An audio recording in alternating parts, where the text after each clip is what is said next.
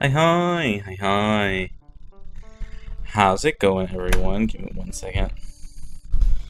Let me tighten this. Sorry for the long waiting room.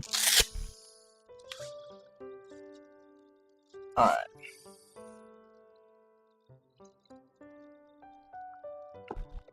Ugh. Hi, Coffee. Hi, Tamo. Hi, Santos. Hi, Jess. Hi, Croven. Hi, hi.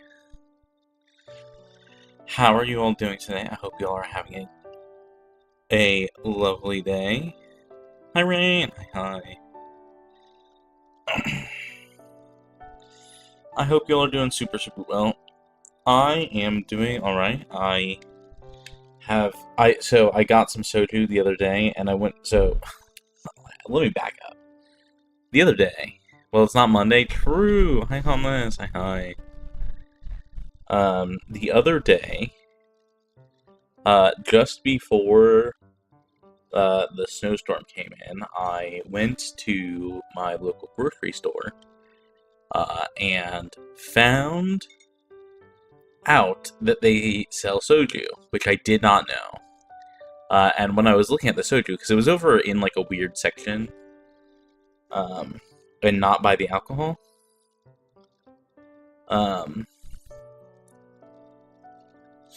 I was like, oh, they have soju. And I was looking at the flavors and saw they had yogurt flavored soju. I was like, what the fuck is yogurt flavor? I know yogurt flavor is a thing in like Japan, Korea, but I was not expecting yogurt flavored soju, so. Hi, Pitchin! Hi, hi. I am staying warm. So I got the yogurt flavored soju, and so now I have a bottle of yogurt flavored soju in front of me. The best flavor. Is it the best flavor? I tried a sip the other day, and it was I liked it. But share, alright, homeless. Come through the screen. Doing much better than yesterday? Hell yeah. I love to hear that. I love it when the Scowlets have good days. That's always a good thing.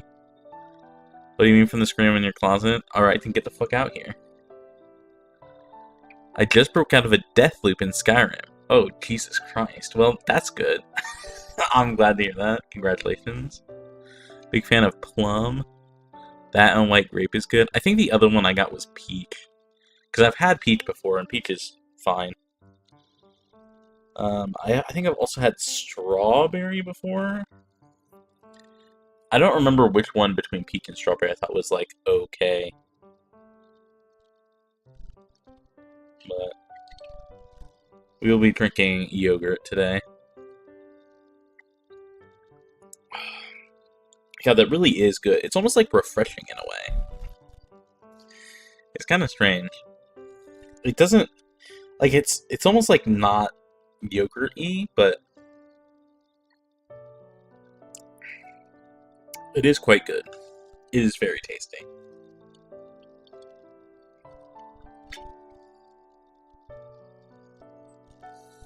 Yeah, it's strange but good.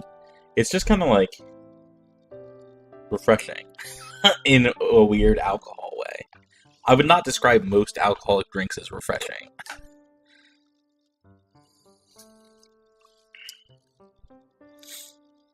I don't know.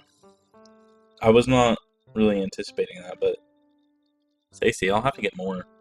We should do like a proper drinking stream one of these days. Where like we drink. Hi X Dude! Hi hi.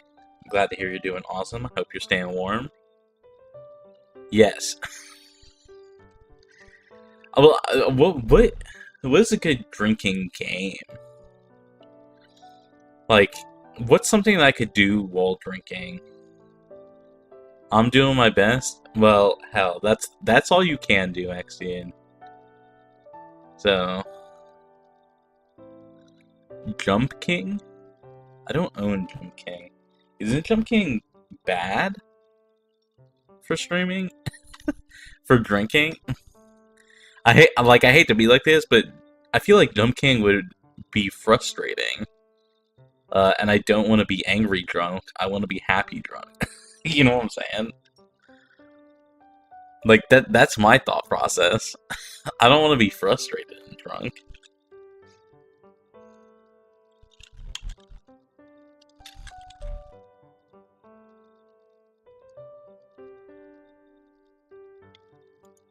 Jump Kink is only like $5.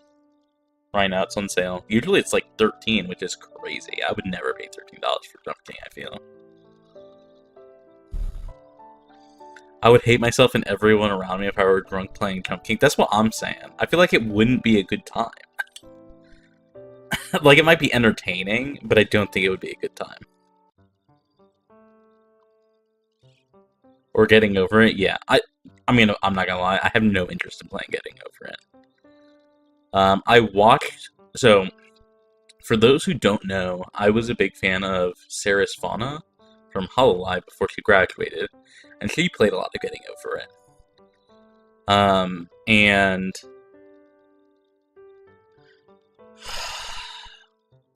I don't think it's a good game. Like, I don't think it's...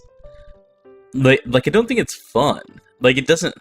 Like, I can understand someone wanting to play it for, like, the challenge. But, like, it doesn't look fun or well-made or... entertaining. Like, there's all these, like, philosophical things in the background. I'm just like, I don't care about any of it. I don't care about some... Whoever the fuck... Bennett. It's Bennett something.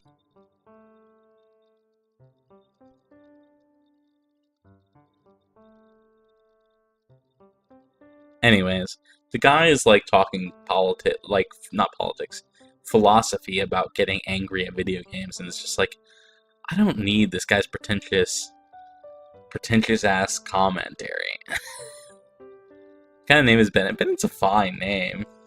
The most broken character in fucking Genshin. It's like Vadi or something, like the fucking Dark Souls guy. That's a joke for people who are at who go to Aki streams.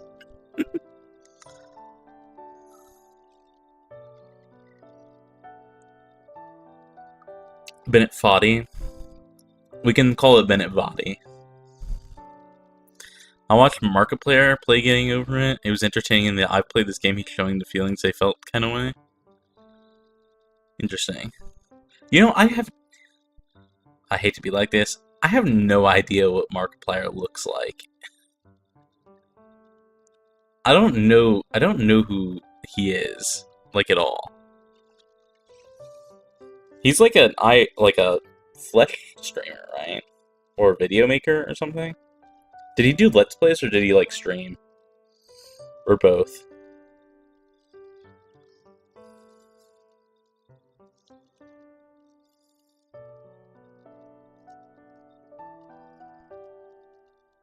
Dark Souls is fun drinking? I guess I could do Dark Souls. I think Aki would get triggered if I did Dark Souls while drunk.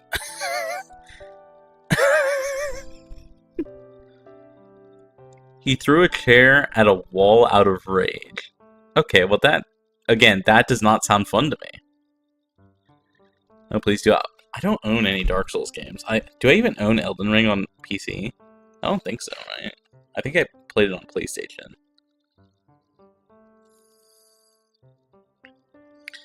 Marky got big making FNAF Let's Plays. Okay, that's why I don't know him, because I don't play FNAF. My experience with FNAF was in freshman year of college. So 2014, someone said, hey, you have to... Someone that I was not particularly friends with, they were just like an acquaintance of mine. I was walking through the hallway, and they and their friends, who I was not really friends with, were like, they were in one of the, like, the side rooms, and they were like, hey, get in here, you have to play this game. And I sat down, and I played it for like 5 minutes, and I was like, what are you even supposed to do? And they said, here, let me show you. And then they just started playing the game, and I didn't Like, I was like, okay, well, I need to leave. Because I don't know anyone here. And I left. And that's my experience. I played it for like 5 minutes. Didn't understand what was happening. Because the game was like already going. And then I left. And that's my experience with FNAF. I've never consumed FNAF content. I've never really seen anything about it. I don't really understand. The game has like, it's like Chuck E. Cheese or something like that. I don't know how else to put it. And that's my FNAF experience.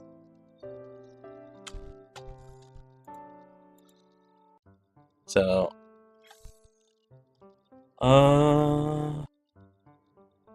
it doesn't look like I have Dark Souls or anything on here. Evil Chuck E. Cheese. It's the Dark Souls of Chuck E. Cheese. What a way to put that. I don't own any Dark Souls games or Elden Ring on PC. FromSoft. Let's see here. Elden Ring, I don't own. Okay, so Sekiro I already played. Dark Souls Remastered is $40. Dark Souls 3 is $60. Dark Souls 2 is $40. Jesus Christ. These games go on sale?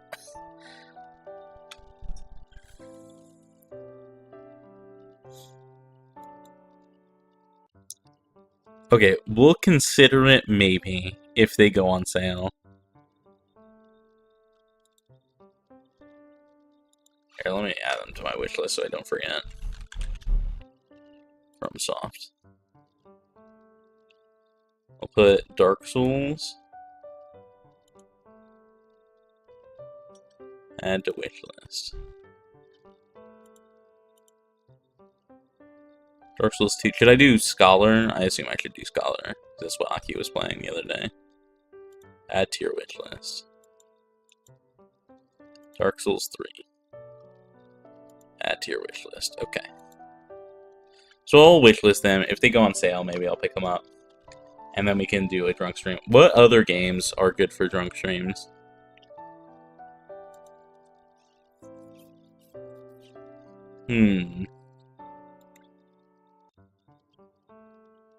I'm trying to think. What would be a good drunk stream game?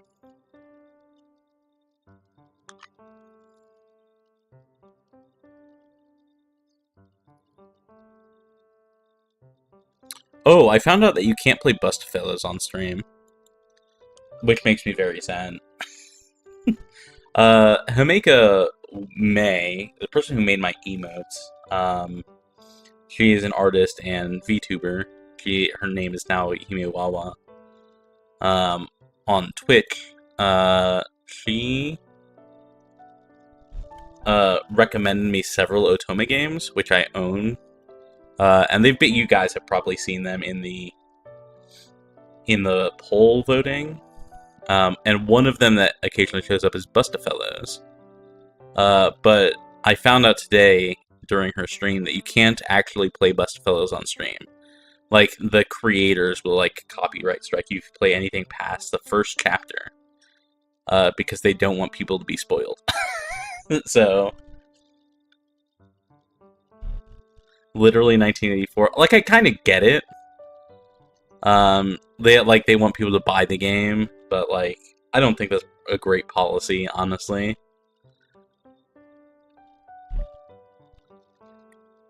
So, I will be playing that one on my own, for the record. And one of these days, you guys will vote for an Otome game for me to play. One of these days.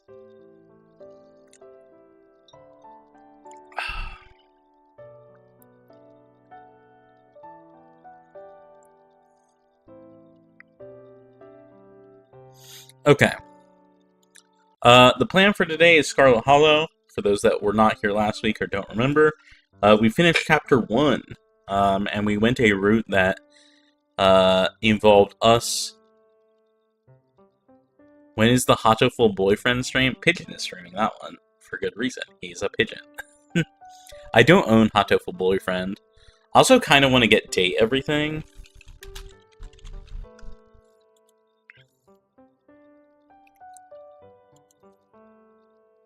We could do hot tofu boyfriend. I don't know that it's really for me.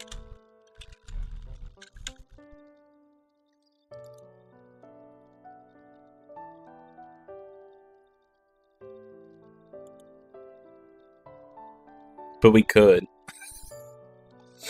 I already have a swap pigeon in my life. I don't need that. I don't know that I need another.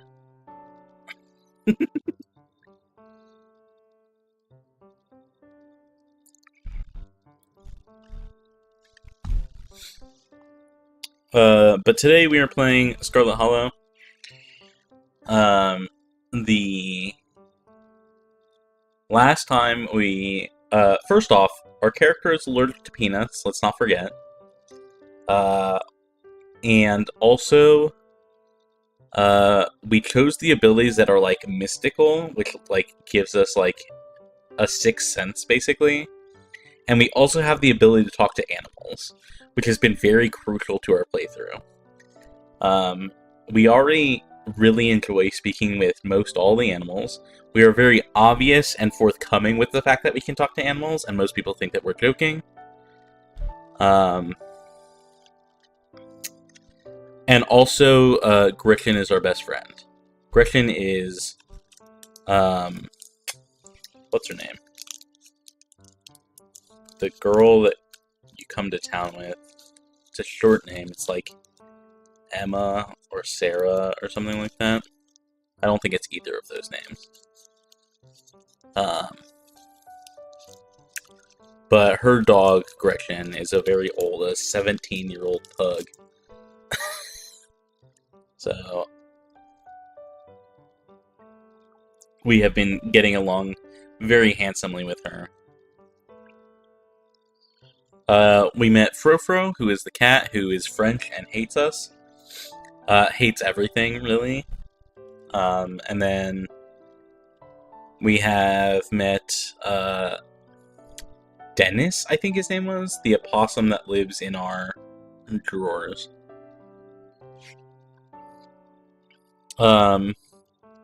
But we went hiking in the forest, and Duke, I think his name was, an old man was hunting mountain lion, and we ran into one of his chickens. They got, like, captured and, like, impregnated by Ditchlings, the fucking horror show stuff. And we got attacked in the forest, and Duke died. Because we chose to save Gretchen instead. You know it's always good when you choose the puppo over a person.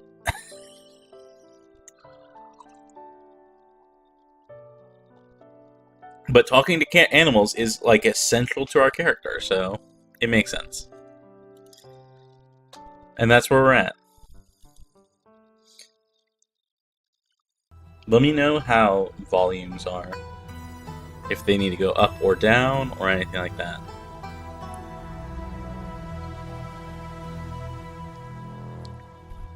I mean, I can really feel the soju already. I'm like 40% of the way through the bottle. Oh, I can play this game on controller. Hell yeah. Okay. Game. If I just hit continue, will it just start? You're how far already? Like 40%. Maybe 33%.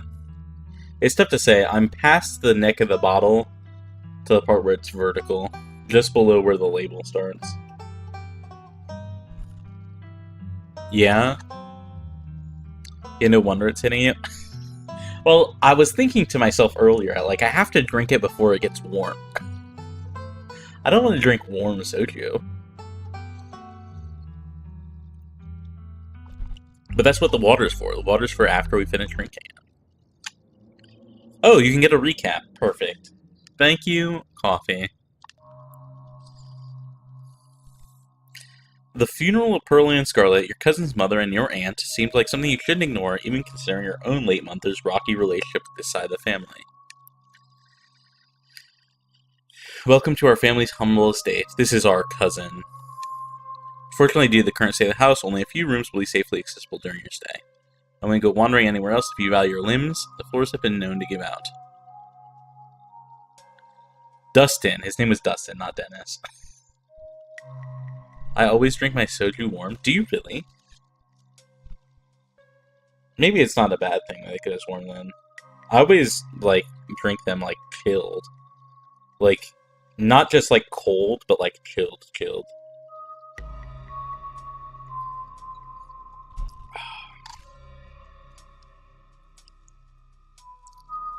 Kinda psychotic? What, warm or cold?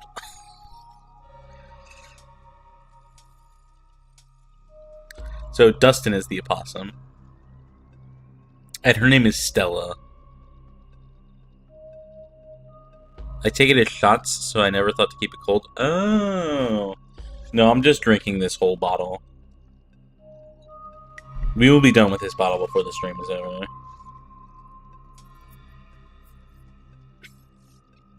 I love Dustin. Dustin is great. Dustin's very friendly. Stella. And then, Y, you can see Gretchen, the pug, is there. So what do you say? Want to tag along? Hold the camera for me while I narrate against the darkening sky, that sort of thing.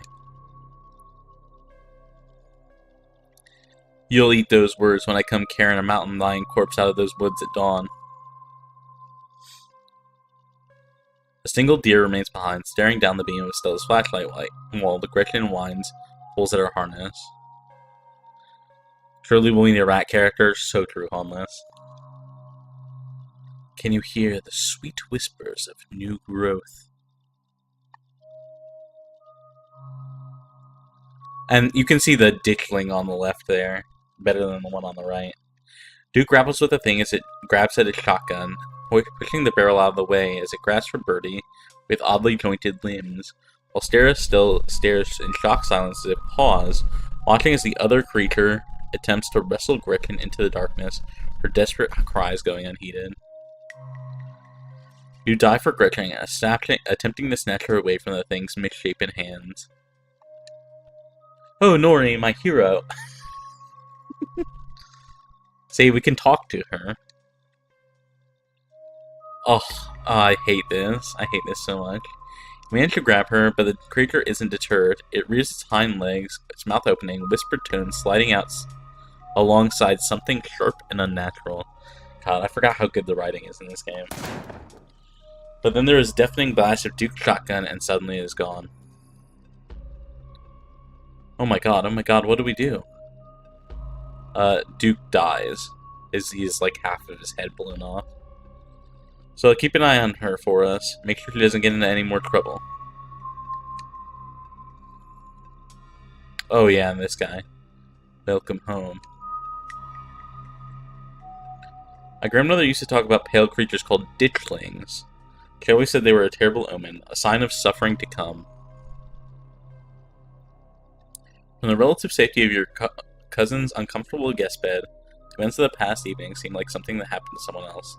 You can still clearly picture the terror you felt in those moments. For now, you're safe and you're warm. Tuesday morning awaits. And this is the start of Chapter 2. Wake up. You open your eyes. The sun has risen, the birds are singing, you are still alive, and for now you are safe. Your gaze wanders across the room to the window and the woods beyond. You wonder if the monsters are lurking there, right now, just beyond the trees, ready to pounce as soon as you leave the crumbling estate. A familiar unease settles into your gut, tangling into a knot of anxiety, wriggling as the events of last night play out in your head. You can't help but remember Duke, slumped against a tree, pieces of him scattered across the clearing. That's so horrifying. You're not sure if you'll ever feel okay again after what you've seen, but you can't stay in bed forever. I beg to differ. Hunger pulls you from the clammy depths of the mattress. Note you can refresh yourself on the events of the previous days by using the journal icon in the quick menu. What's this? Monday major decisions. Was offered boiled peanuts from a stranger. Could have killed me. Peanut allergies are deadly. Oh, that's so cool. That's so cool that, like, the most offhand comment that we made is now central to our character.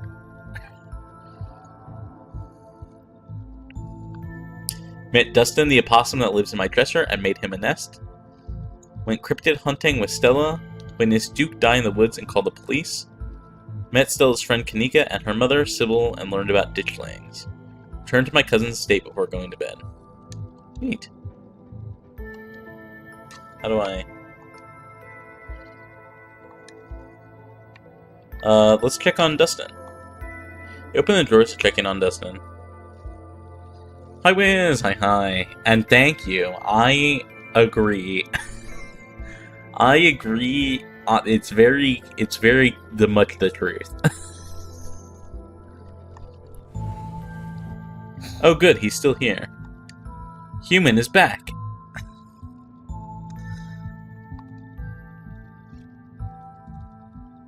Good morning, Dustin. How are you today? Dustin, feel good. Have a productive night. I see you have bread now. Yes, Dustin found a bread. Dustin also ate a bug last night. Good night for Dustin. I love him. He's so good.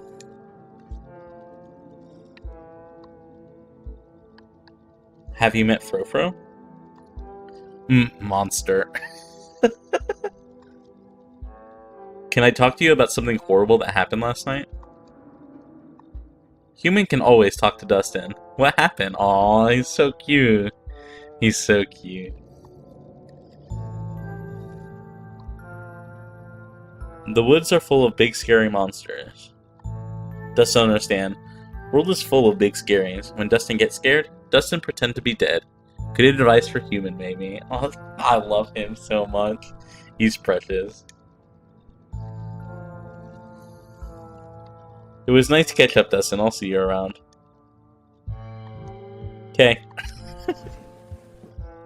Gently close the door. Harmless, don't you dare. This is good advice. It is good advice. We're not poking around the closet. Let's look out the window. Creep towards the window, careful not to be seen by whatever might be lurking out in the garden.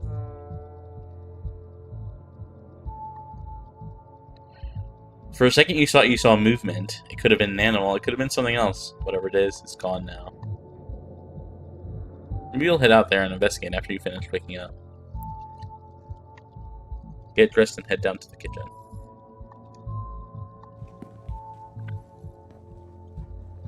You're back in the kitchen. Frofro eyes you from her favorite spot on the counter. Her pupils dilate and her tail twitches. I see you are still here. How unfortunate.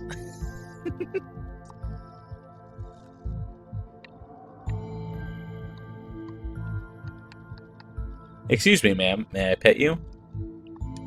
I believe we've been over this. That filthy pair of hands will not befoul my fur.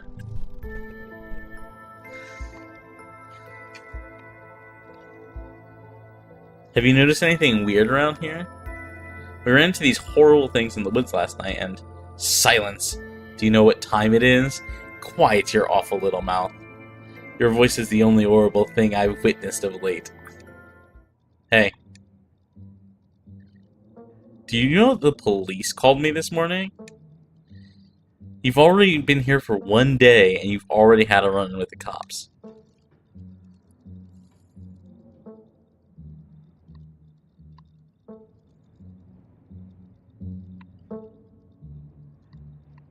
Oh, there's a lot of choices here. There's so many choices here.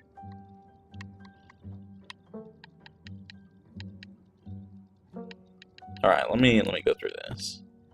The cops don't matter. Something is coming for this town and I need people to start listening to me. That seems a bit aggressive. I told you I saw someone die last night. Did they say anything about Duke? Did they find the body? You're chased by monsters and you're worried about cops. You need to leave. I had a really rough night. Can you cut me some slack? What can I say? Trouble follows me wherever I go. I'm sorry. Let's go with this. I told you I saw someone die last night. People die all the time. Oh my god, shut the fuck up on this. So you did. It was late and I was tired, and I assumed Stella put you up to a little joke after dragging you into the woods. Anyways, does it really matter? Some old fireman disappeared after going hunting in the middle of the woods at night. So what? Something like that was bound to happen eventually, and frankly, you're lucky it didn't happen to you. Still, they had quite a few questions about you, Nori. Before you ask, don't worry. I told them you're an upstanding citizen. I'd rather not waste my time talking to cops. It's irritating, and this is already a very difficult week. Okay, first off, two things. One, Tabitha is the fucking goat. She fucking smoothed things over for the cops with us. Based as all heck. Two, she's also so valid here. I also wouldn't want to be bothered with the cops that literally like days after my mother died. That would be fucking horrible. I don't know. Every time we talk to Tabitha, she always comes off as like very prickly, but nothing she actually says or does is bad. She seems like a very decent human being, actually.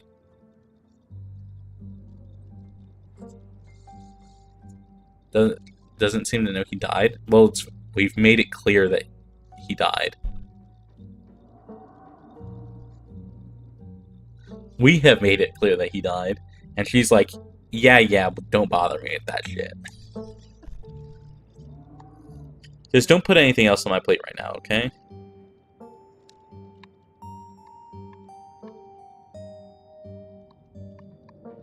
I'm just gonna say I'm sorry. I'm sorry. Good.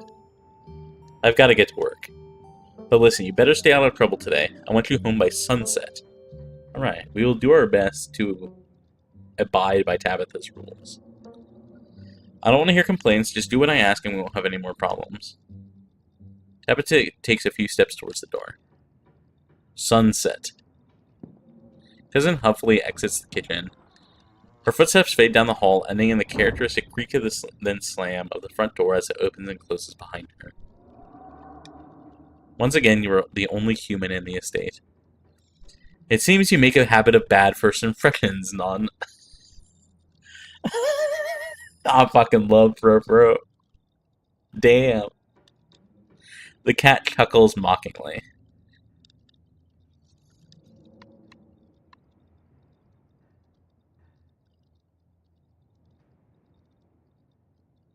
Try to clean the bathroom instead. Not saying this second more adventures. You're not going to leave the estate. You're going to do what you were told and wait for her to get back from work. I don't think she cares about the guest bathroom being clean. Let's make a jelly sandwich. Quickly scrape together the ingredients and gobble up a delicious breakfast. And that's that. This fucking cat, Fro, my goat. Those are two very different chapters. God, this soju is really good. I wasn't expecting that. Also, Liz, we're drinking soju tonight. Yogurt soju. It is quite delicious. Let's head to town. I would vibe out Fro with friends. Without us, harmless. Get a drink if you want. Let me enable you. It's a weeknight. That's okay. What, you have school tomorrow? Or do you have work? Oh no? What do you mean, oh no? Liz, you should also drink.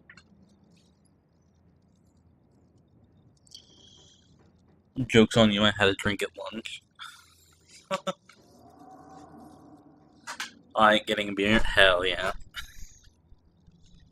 Jesus? I mean, what kind of a drink did you have at lunch? And I think it's pretty fine. It was with meal. Right?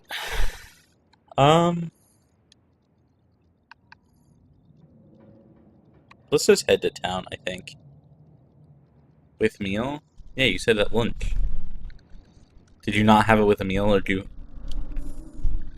I specifically had it before. But did you eat lunch afterwards? On my way home? Ah. There's a name for that in German, I want to say. I think they called it, like, Wigbier. Like, I think it's Wigbier. Wigbier, maybe? Or maybe it's with an E, Wigbier. It means, like, beer on the go. It's like, it's the drink that you have on your way, like, out or on your way home. That kind of thing. They have, like, a literal word for it, which I think is peak. Like beer, a beer you have while commuting? Hell yeah. Is it an insane poll, TY? Yeah. Don't worry, I spent a summer in Germany studying, and it was great. I had alcohol most of the days. Maybe every day. I'm glad they have a special name for drinking and driving. Well, that's the thing, they don't really drive a whole lot. It's like commuting. It's like when you're like walking or because it's in Europe, everything's like way packed together compared to the US. So it's like the beer that you have either like on a transit or on your way on your walk home, basically. A beer is cheaper than a bus ticket. Listen, beer is so cheap in Germany that by law they have to price it cheaper than water because water is never free there. They have to price it like 1 cent more than water because water by law has to be the cheapest thing in like on the menu basically. So oftentimes you will just get like water for like €2 or something like that, and then like beer for like €2.50 or shit like that. Just because it's like it's so cheap. Which is great. It's great. Forgot my brain is tainted by anarchy. You're so good. Listen, I don't expect most people to know that. But it's great. It's a good time. Big peasant vibe? Yeah. Let's head to town. We still need to go to the store and buy food that's not jelly sandwiches. I don't really want to explore the garden. I'm not going to lie. The garden terrifies me.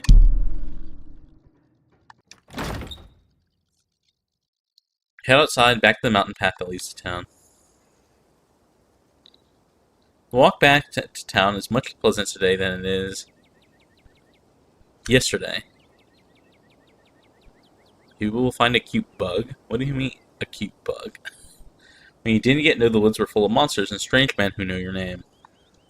Stare anxiously into the darkness between the trees, searching for any signs of movement. But the woods are still, at least for now. In the garden? Maybe. I don't know about that, though. Back with beer. Welcome back. All bugs are cute bugs? I'm going to politely beg to differ. I'm not bug-pilled, unfortunately. Bedbug is that. Don't put that into the world homeless. The Alm-tinged mountains, sprawling for miles in every direction, now feel less like beautiful scenery and more like the walls of a cage. Almost back to town. You make it to town in one piece. No creatures jumped out at you, no scary men blocked your path. That's okay, you can beg. Oh my god, what an insane thing to say. I appreciate you so much, Jess. I love it. Oh my gosh. Let me fan myself.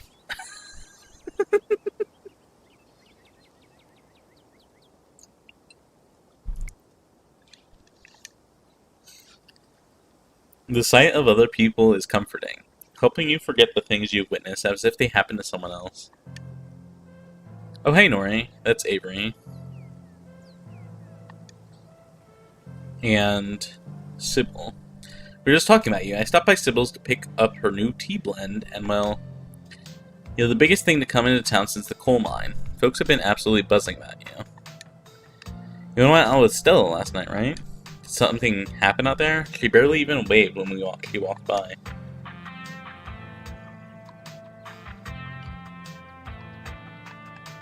Tell Avery the whole truth. I don't know if you guys know this yet, on this channel, we're all about telling people the truth.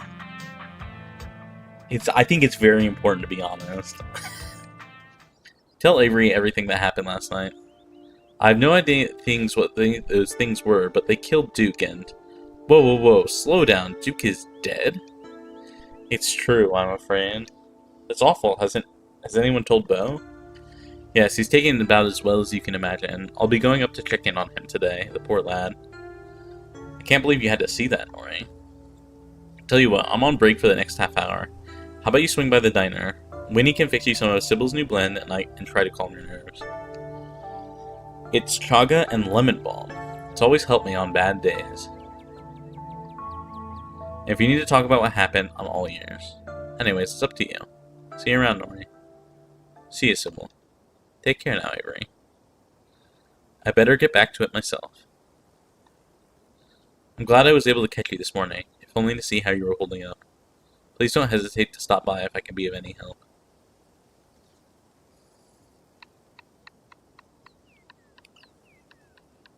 Mystical. I feel like she also has the mystical perk. I don't know how else to say it. Chaga these nuts? No, thank you.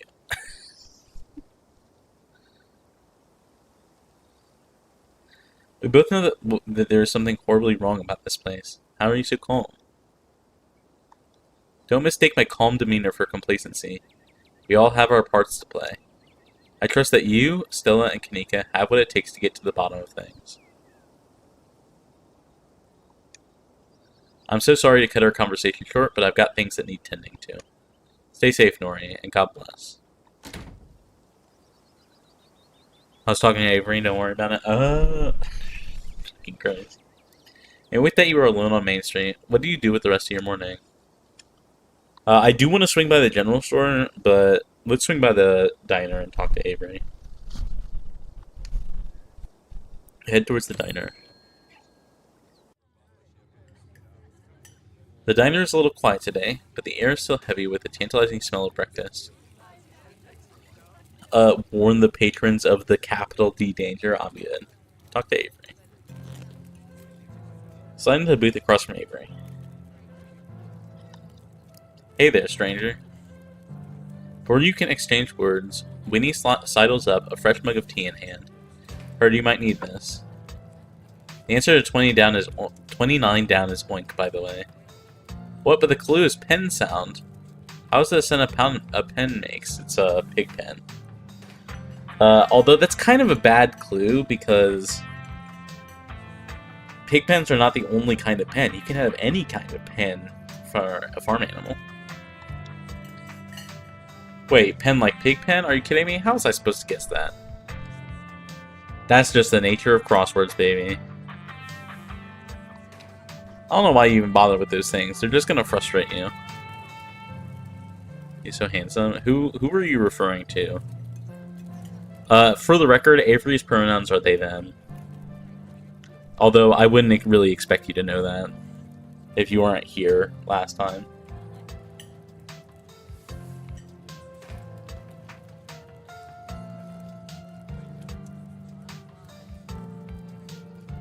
They, yeah. Avery is very handsome, for the record. I also think Stella is quite cute. Cancel Wiz. True. We will cancel Wiz by shipping him even more with soda. Because there is no worse fate for Wiz.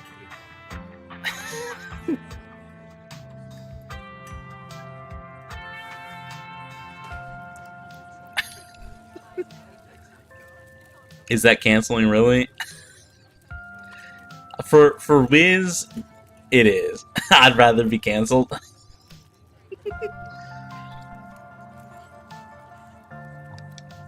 It's just something to do to fill the time. Maybe I should switch to Sudoku. When he leaves Avery contemplating daily newspaper puzzles, returning to her seat behind the counter. So, thanks for telling me about last night. If you really want to get into the grisly details, you can tell me. I won't judge.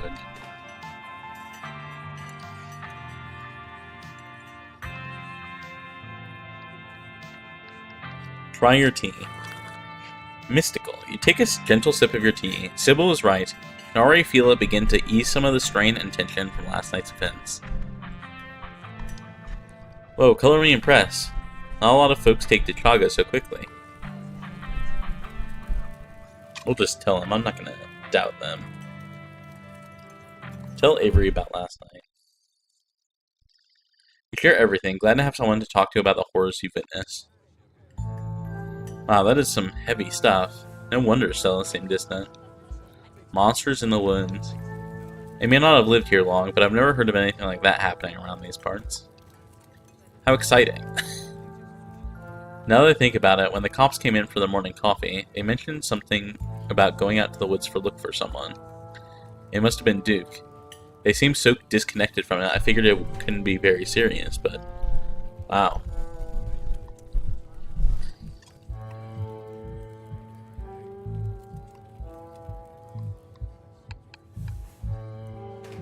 They seem weirdly suspicious. I mean, I think they're right to be suspicious of me. I'm just some random fuck rolling in town and then someone randomly dies, you know?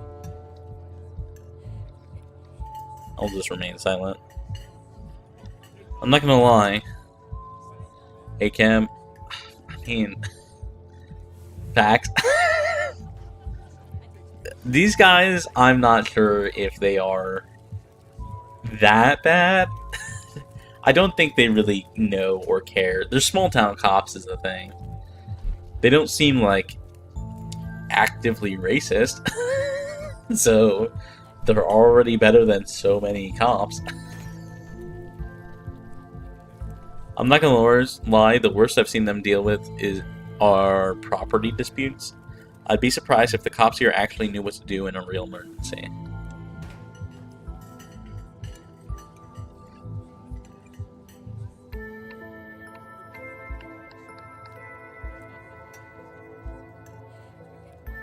The bars in hell moment. Literally so true, Jess. So true. I'm not gonna lie. I don't know how you deal with living where you do. I think I would go insane. Wiz, shut the fuck up. If you're gonna say it with your full chest. I don't. Okay, well, I guess that's that. I hadn't plagued you as a transplant. Where are you from? I moved here from Charlotte, gosh, 3 years ago now? Maybe a little bit more? I've lost track. So, we've established that this takes place roughly in western North Carolina. Is our best guess.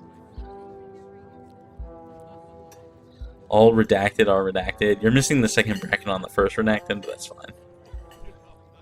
All slimes are cool. Or you don't want me to say what I want with my full chest. I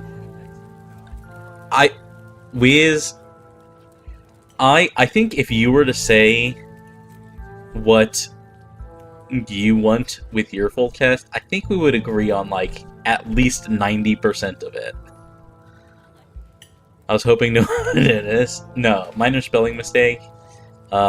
Explosion. It's Appalachia, makes sense, yeah. Or if you're from the area, Appalachia. I had a friend who was from Western Kentucky, and by golly, Western Kentucky is a place of all time.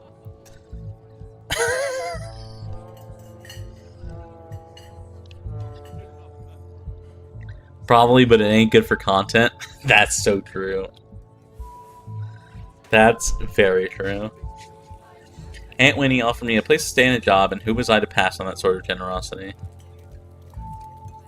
It's one of the places of all time. It really is. But also, so is where you're from, especially depending on what part of the state you're in. To be honest, it still feels like I just moved in. Practically everyone, apart from the Cole folks, grew up in this town, so it's like I'm the perpetual new kid. The bad part. Okay, well, That's not very specific because that's a lot of that's a lot of the state. But if I had to wager, it would be maybe like the north middle is probably like the worst because it's all like swamp there, right? Don't get me wrong, folks here are plenty polite and friendly, but there's a shared history I'll never be a part of.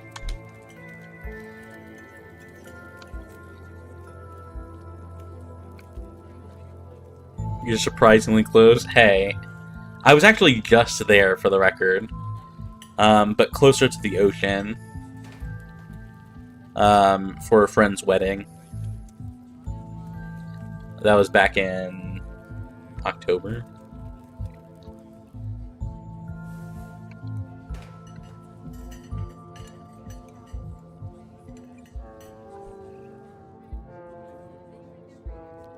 I forgot about that? Yeah.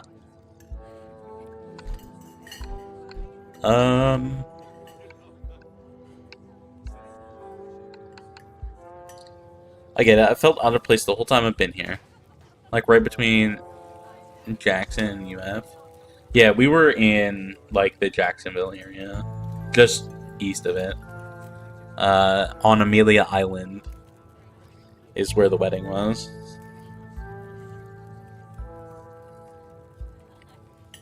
I get it. I felt out of place the whole time I've been here. Folks on the whole have been plenty friendly, but life here is so different from what I'm used to. It's hard to explain, but I just don't feel like I belong. Exactly. There are worse ways to be, but I'm not sure I'll ever entirely feel like I belong here. Why'd you leave Charlotte? If you don't mind me asking. Well, that's cool. I was having some issues with my folks about my education, which, wasn't great. Especially since I was still stuck under the roof. God, that's so fucking real. The amount of people I have met who have been in this exact situation, crazy. Well, my aunt heard about it. She offered me a job and a place to stay, and the rest is history.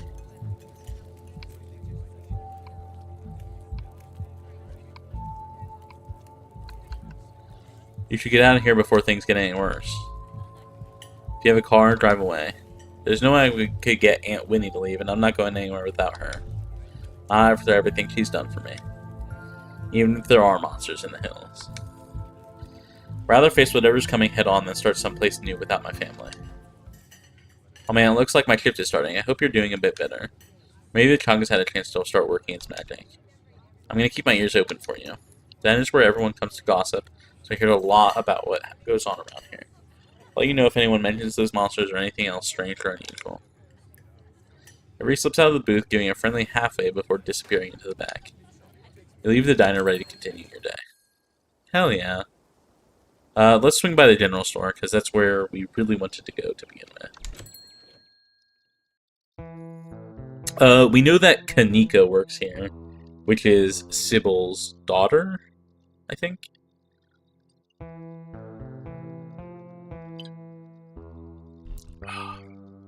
God, the soju's really good.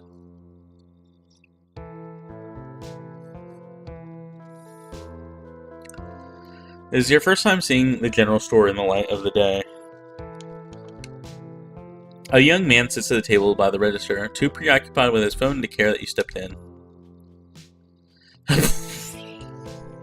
Opening line. You should leave town. There are monsters in the woods. Is it pre-mixed with the yogurt? I'm not sure. It just says it's yogurt flavored. I don't know if there's any actual yogurt in it. The brand is Soon Hurry. For the record.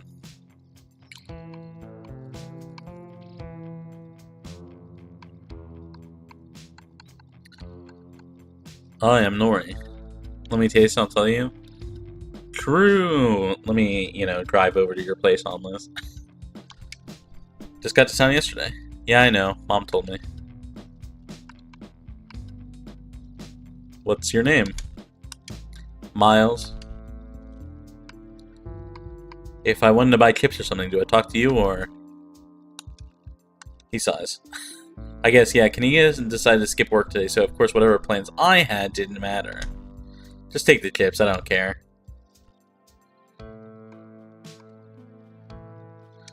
Won't Kanika get mad? Well, she wouldn't have left me in charge while she's off doing whatever. Kanika cares about running this place right. She can hire someone else and let me live my life. Make most of our money on bulk orders anyways. A bag of chips doesn't make a difference. I'm not about to turn down free stuff. Grab a bag of salt and vinegar chips from a nearby shelf. It will sustain you in the coming days. Okay. Couple things. One, this establishes that our character not only wants, but prefers salt and vinegar chips. Two, are we checking the bag of chips for peanut oil? That's the key question. Because we're allergic to peanuts. Cool.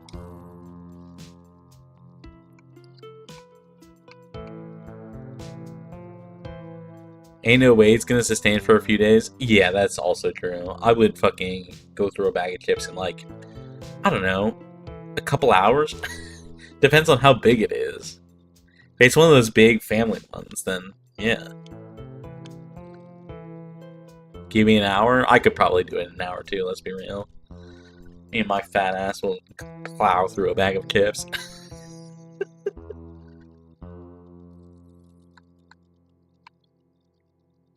Where's Kanika? Not here. Alright, well. I guess that's that. See you, Miles. Miles doesn't respond as you turn and leave the general store. Oh, that's not what I wanted.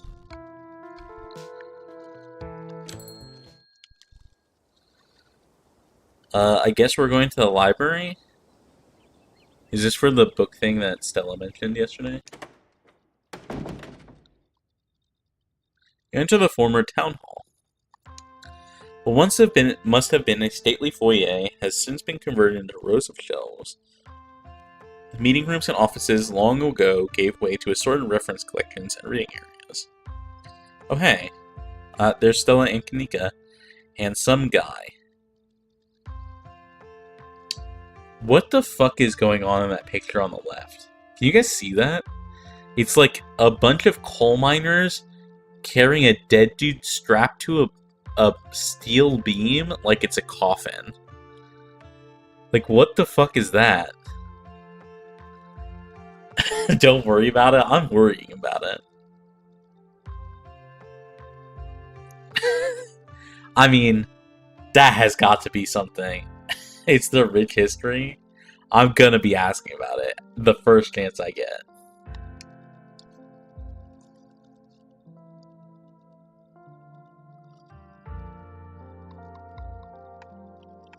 I guess settle in. So the children are so happy too.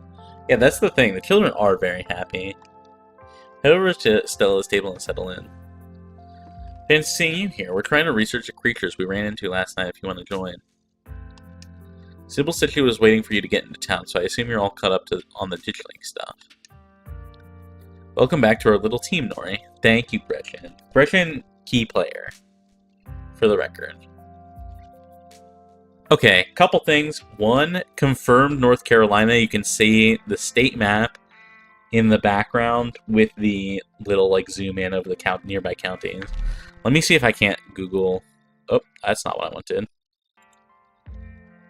Don't worry about that. I accidentally clicked a different scene than OBS. North Carolina county map.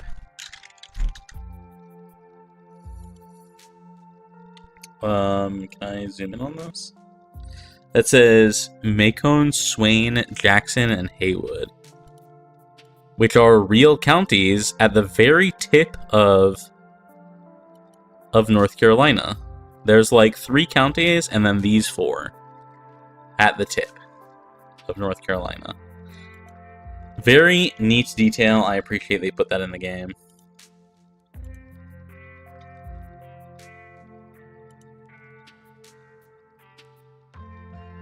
And before this is all real events, true, so true. You know that the person talking to the dog is very real.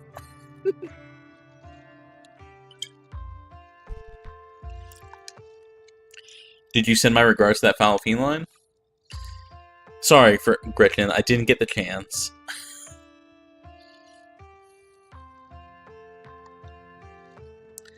I didn't get the chance to tell Fro about last night. I love how you don't talk to your animals. I do talk to my animals, but they don't respond to me.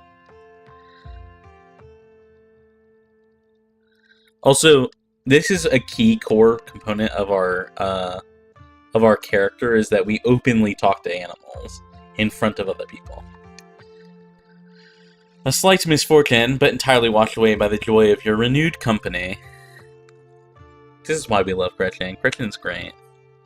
I also talk to animals, my teammates in League. Unless you realize that makes you also an animal, because all animals play League.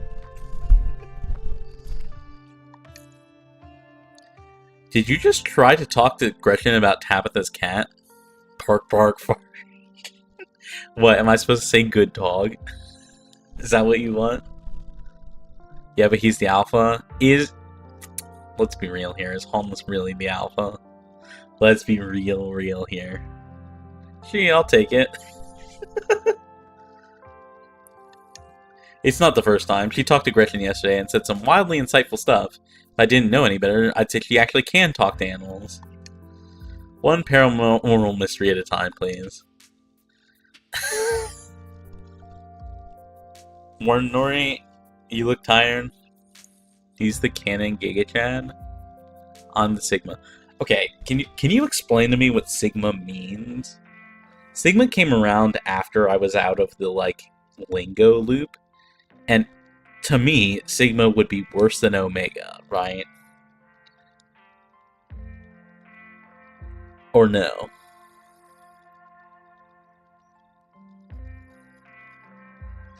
Nah, it's different.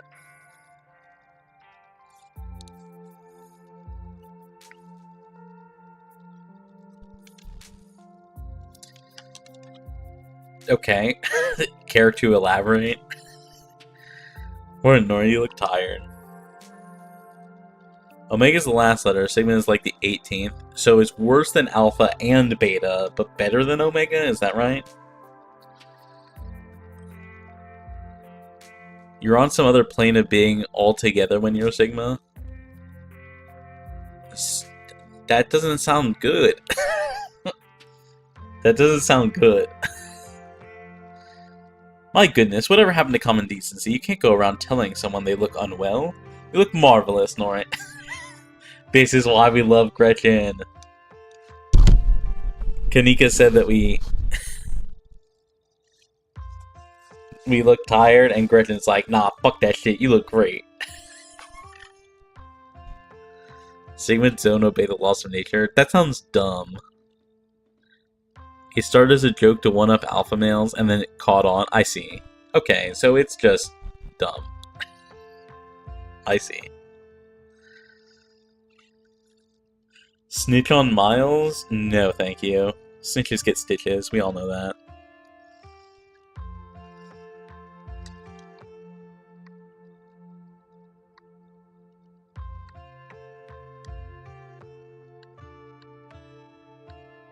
It's hard to fall asleep last night, all things considered. With all those dreadful creatures in every nook and corner. It's a wonder you got even a wink. I can't say I got a wink myself. Yeah, same. Anyways, I guess we should get started. And here's the guy that was there. Hey there, strangers. And literal stranger. Introduce yourself. Hi, I'm Nori, Tabitha's cousin. I'm in town for the funeral.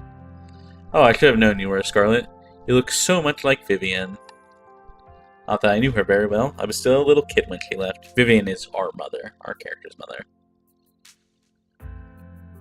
But that Scarlet resemblance, it's strong.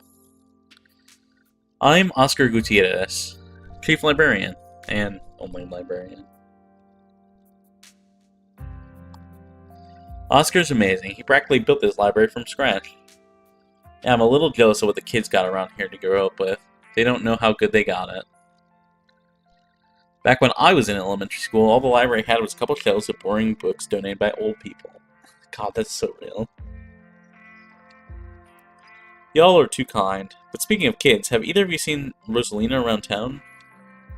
I don't want to be a helicopter dad, but she hasn't been answering my texts, and I wanted to make sure she isn't getting in trouble out there. You know the crowd she hangs around with. I really don't, unfortunately. They're good kids at heart. I'm sure they're just up to at the old Maxwell place doing teen stuff. I don't know if there are plenty of times in my day, but I'll be sure to keep my eyes peeled.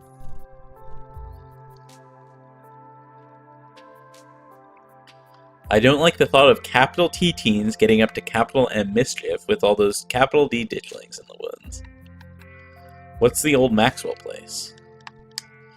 It's this great old abandoned spot. It's practically a magnet for young people. Even honor students are free from its call. I can't believe I used to be so reckless. The floors there were like Swiss cheese. I really should have a talk with Rosalina when she gets home. Say nothing. It's not really my place to discuss these things. Might not want to let her run off like that anymore, though. It's not as safe as it usually is around here.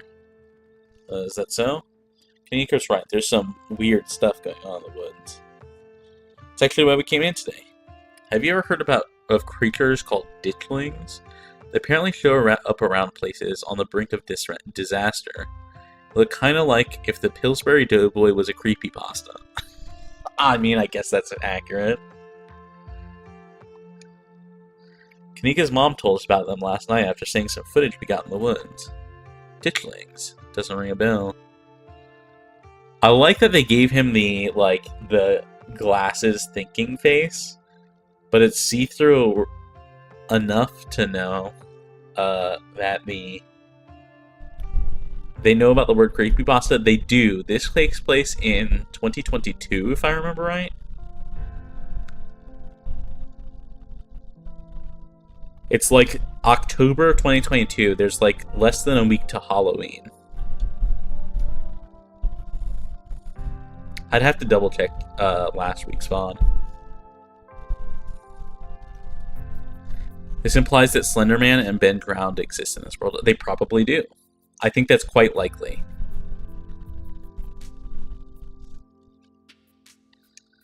Dang, worth a shot. Okay, if you were to say try to predict a horrible disaster that might befall our town, where would you start looking? Well, they say history repeats itself, so I'd probably try and figure out what sort of disasters this region typically falls prey to. Should I be worried about something? They might be real at this point. In this universe, they actually might be. I don't know yet. I'll be right back. Gonna go nab some more books. Behave while I'm gone, Gretchen. Oh, you don't have to worry about her, Stella. You're such a good dog, aren't you, Gretchen? Here, have a biscuit, old gal. No, Oscar, everything's fine. True. So true. Well, ain't you the sweetest thing on two legs? I love Gretchen. Gretchen's a southern belle, for the record. Gretchen inhales the soft biscuit, drool leaking from her toothless mouth as she swallows it whole. God, she's so cute. I'm pretty sure Still is barking up the wrong tree, Oscar. I don't think you have to worry about any horrible calamity befalling the town. But she's right about the weird stuff. There's definitely something unusual going on out in those woods. I would die for her. I mean, we literally, like tried to save her from Ditchlings, and it got two killed instead. So, I agree.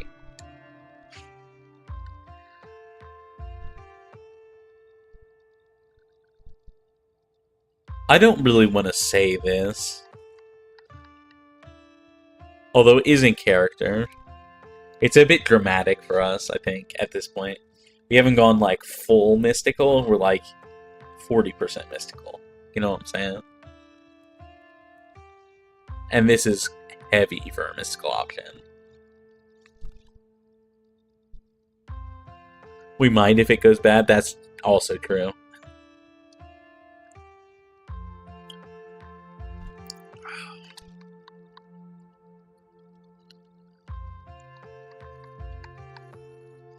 I think it's fine to say. It's so heavy.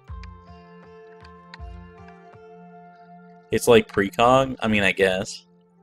We can say it. Do you not feel where all of this is going? The moment their whispers made their way to me, it was like everything started to click into place. A reckoning is coming for this town. I'm gonna try calling Rosalina again. I'm sure she's fine, really.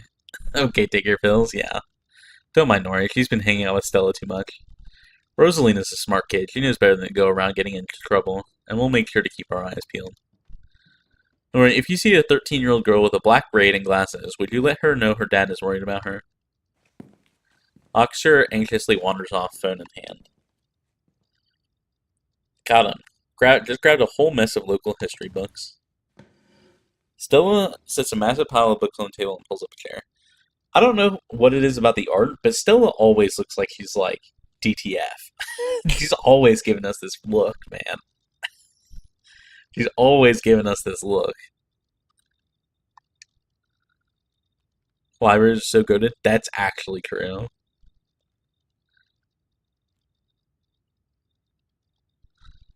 Alright. This is going to be so much faster with the two of you here to help out. Get our snacks, got our books. Let's get this research party started. Reading awaits. Silas Scarlet, Soldier, Woodsman Leader, Appalachian Folk Monsters. Reading is for suckers. I'm good. Let's flip through Veins of Scarlet. About the coal mines. Because the coal mines are very central to the town, right?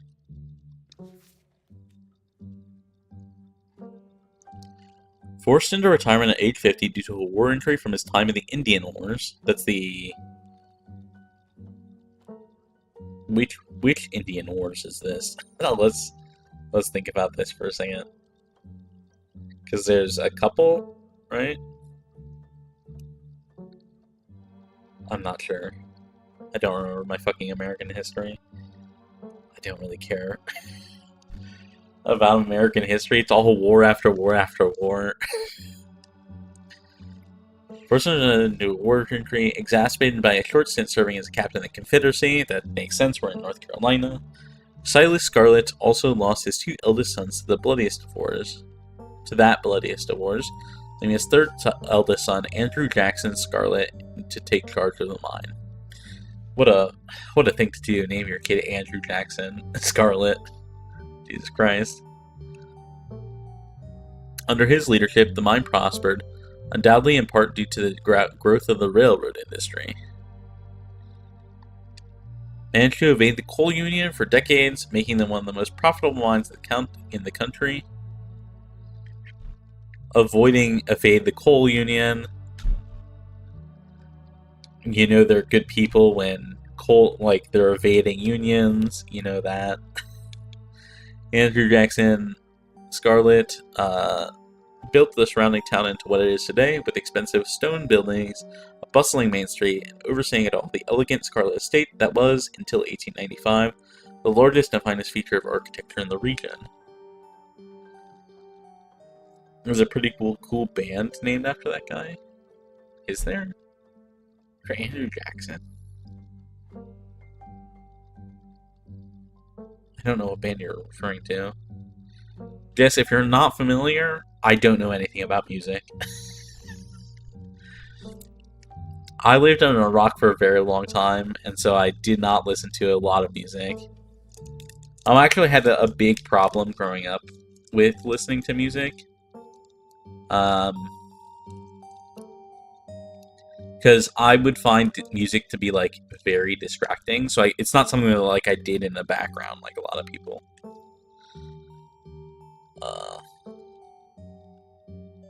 It's just like I found like I couldn't do it while I was doing homework or I was doing other stuff. It was just like I will dump so many music recs for you. Thank you. AJJ, formerly known as Andrew Jackson Jihad. What a name. What a name.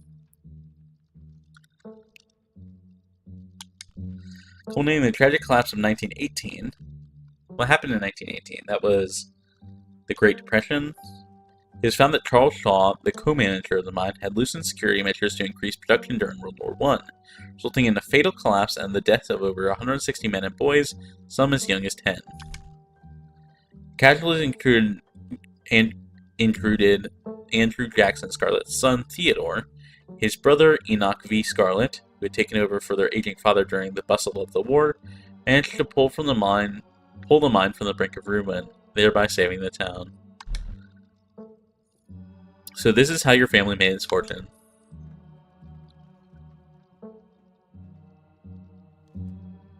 So I guess disasters include coal mine collapse. Silas Scarlet, let's learn about him. 1918 is the end of World War I and the Spanish flu outbreak. Is it before, or I guess it's before the Great Depression, right? The Great Depression was in the 30s. Because it was after the Roaring 20s.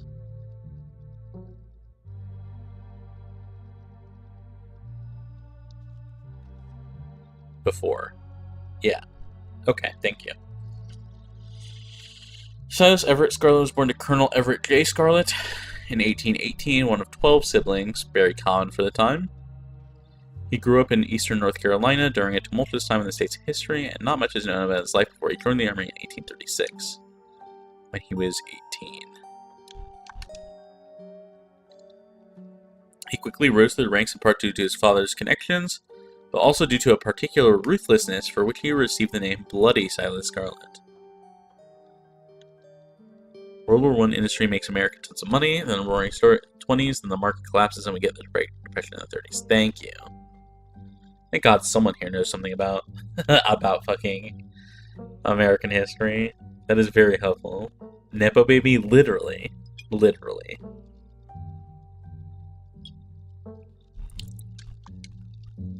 Federal government granted the now Captain Skyless a tract of bounty land in exchange for his service in the Indian War, and he settled into the hills of North Carolina in 1841. That land would become Scarlet Hollow. Also, confirming that we're in North Carolina again. I'm a nerd, remember everything not by choice. Hey, I guess that's better than forgetting everything not by choice, right?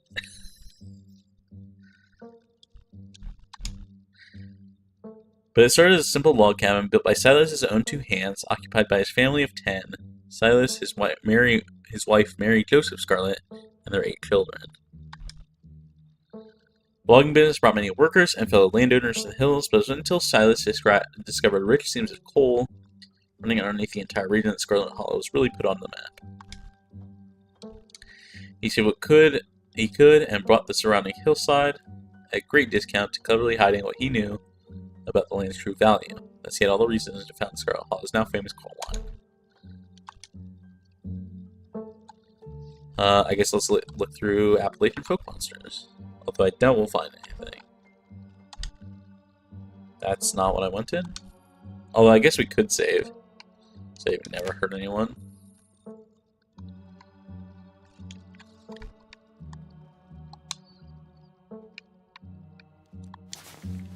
Oh, we haven't made any major decisions today. A few entries catch your eye. Often linked to Cherokee legend, some cite the Wampus Cat as originating with the story of a woman who sought vengeance against a monstrous cat demon for driving her husband mad. She hunted it down and by wearing a bobcat mask, tricked it into using its own vile magic on itself, freeing the people from the region from its evil. Others say the creature comes from the story of a woman who wore the pelt of a wild cat to witness forbidden hunting rites. The hunters of her village gathered to perform the rites, and she watched in secret from underneath the cat's pelt, but was soon discovered. For her indiscretion, she was fused with the pelt and transformed into a creature that was neither human nor cat, forced to wander the wilderness all alone, feared by all. Interesting. Her calls are those of great sadness and serve as a warning to anyone who dares to go against tradition.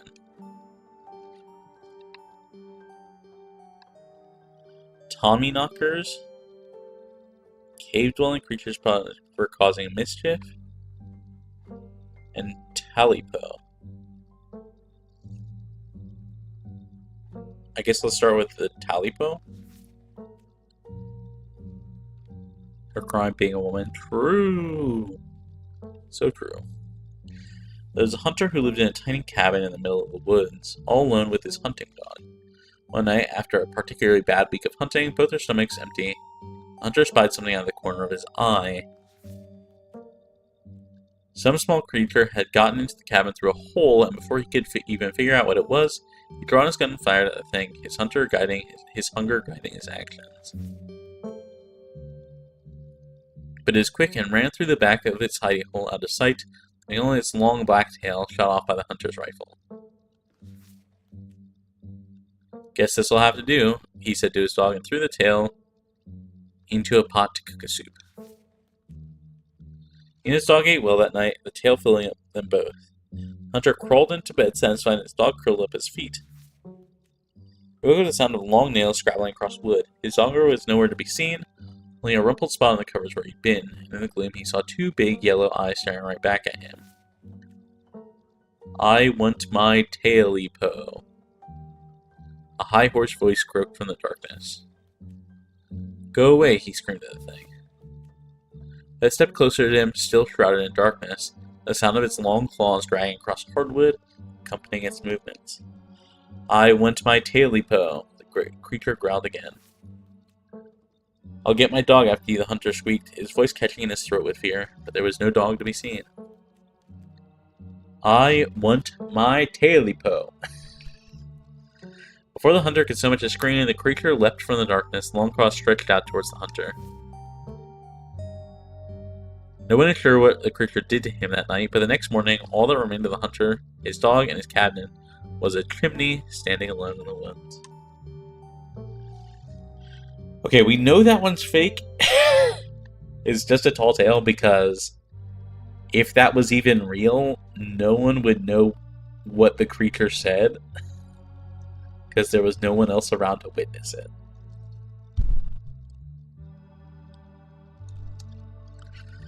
Let's look at Tommyknockers. Tommyknockers originated in Cornish mythology.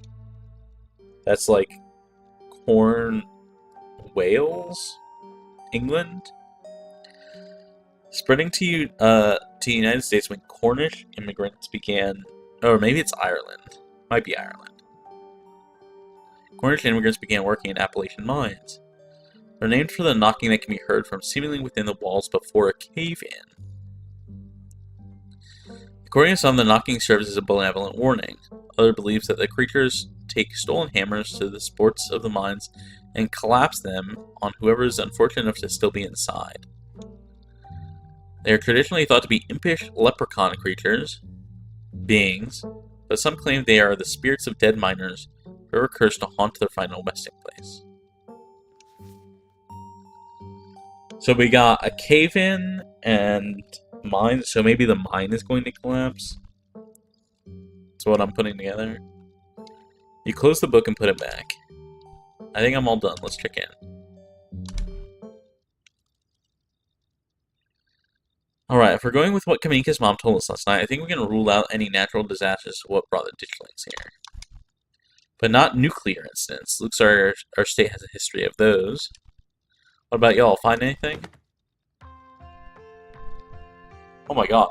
Oh, that scared the shit out of me. Before you can respond, a handsome black cat leaps onto the table. Almost on instinct, Stella slams her book shut. Aw, hey Pixel. You might want to close your book. He loves to rip up any paper he can find. Pixel, my dear friend, it has been too long. How have you been? Hungry. Did Stella bring the good stuff? Pixel's here for treats. I love it. Haha, don't worry, little guy. I didn't forget your treats. Aw, yeah, snack time. Crunch, crunch. Look at that, so cute. So cute. Sorry Pickle's bothering y'all. Hopefully he hasn't gobbled up any of our books. You can't stand the thought that people might pay attention to anything that isn't him. Hey Pixel, what do you think about the monsters we saw in the woods? Cornish is a distinct native Celtic people from Cornwall, Britain. Thank you, Wiz. Appreciate it. I'm an indoor cat. I don't know anything. I don't know nothing about no woods. I just hang out in the library, especially now that our house got haunted. I'm just gonna say, Pixel says your house is haunted. What's up with that? Haunted? Wait, Pixel said? I love this perk. His perk is peak. It lets us fuck with so many people. So is it true then? Yes, at least I think it is. There isn't any other explanation. Nori's either psychic or she can talk to animals. Self-voicing enabled. Oh, whoa. Stella, Nori is self-voicing disabled. That apparently is turned on by the left trigger button, which I accidentally hit. Sorry about that.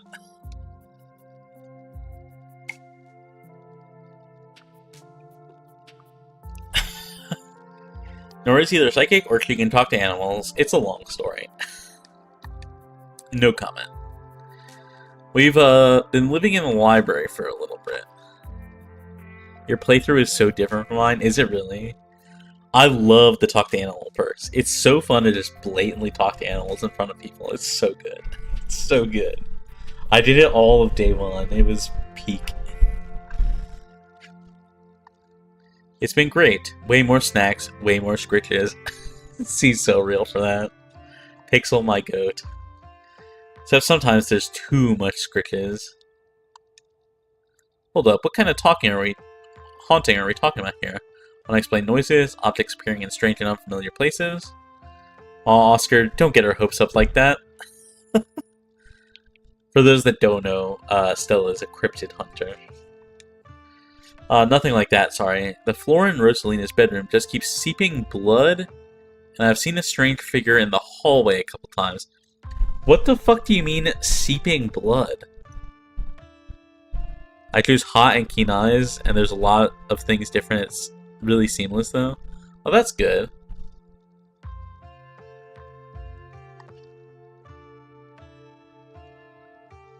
Bro just said seeping blood, like it was casual. Wait, you've seen a full-body apparition? Can I see it? So how many times have we gone on ghost hunts and been tricked by shadows? You know what it's going to be. But what if it's an actual ghost? I believe him. I can practically feel the haunting as we speak. Well, we do live in the annex behind the building. Y'all are more than welcome to come check it out. Maybe tomorrow night? Yes, we'll be there. Yeah, it sounds like a fun way to spend the evening. Can't wait to get spooked by some creaky floorboards.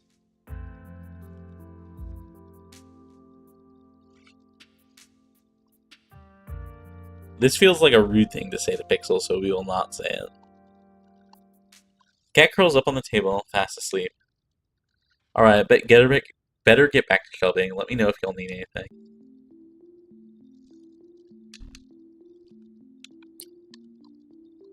Loaf, literally loaf. Look at that, good form, tail tucked in, paws tucked in. His peak. Rengoku, fun fact, bad loafer. He's never good at loafing. He's always got his paws out or his tail out. The issue is that his tail is really, really floofy, so even if he's got like good form, his tail's just like too floofy to really get underneath him.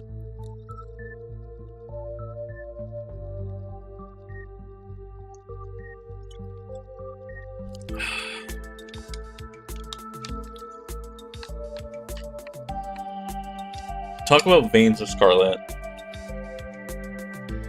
It's okay, one good bite cannot be perfect at everything. True! I mean, he's perfect at everything else, so loafing will cut him some slack on.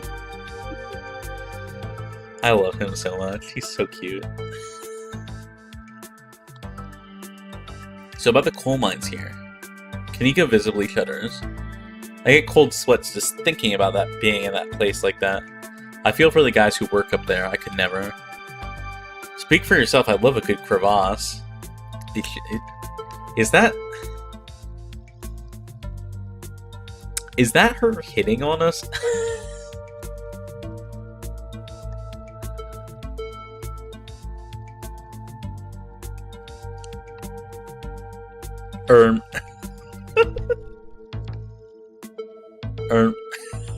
I like it. Coffee, thank you. Negative Riz. She is quirky.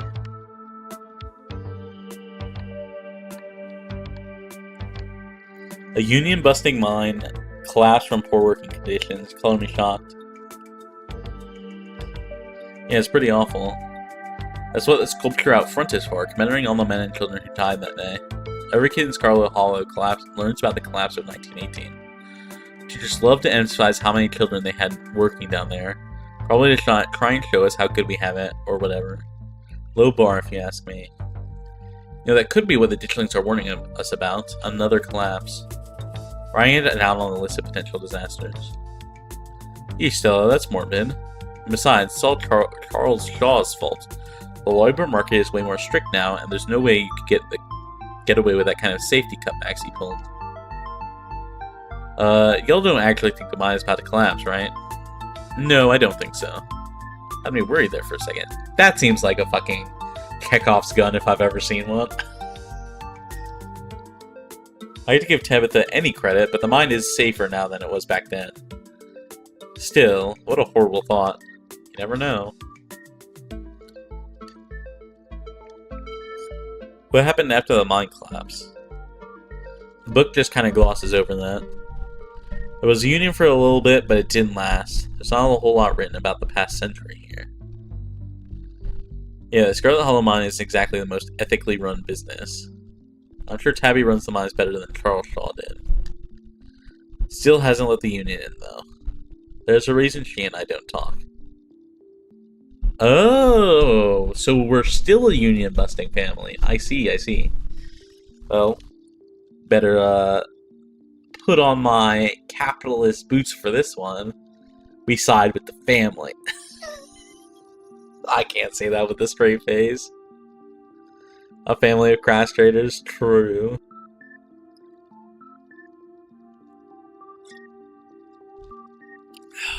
I'm almost out of soju, if you could tell.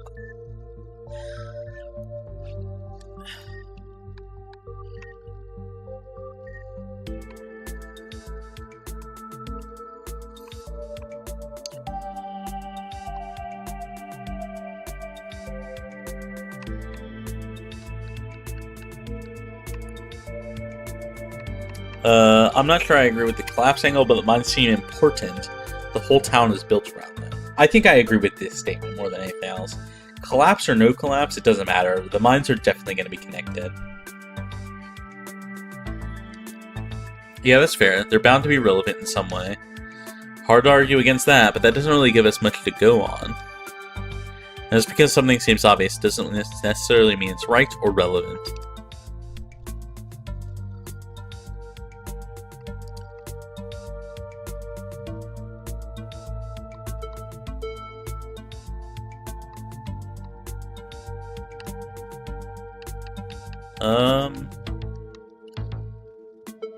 Let's talk about Silas Scarlet.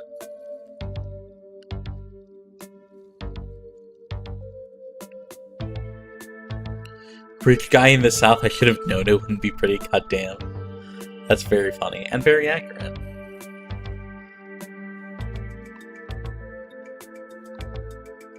Wow, a self-made man. Seems like a great dude, Jesus fucking Christ. I mean... Ew, yeah, this line, gross. It's so gross. Holy shit.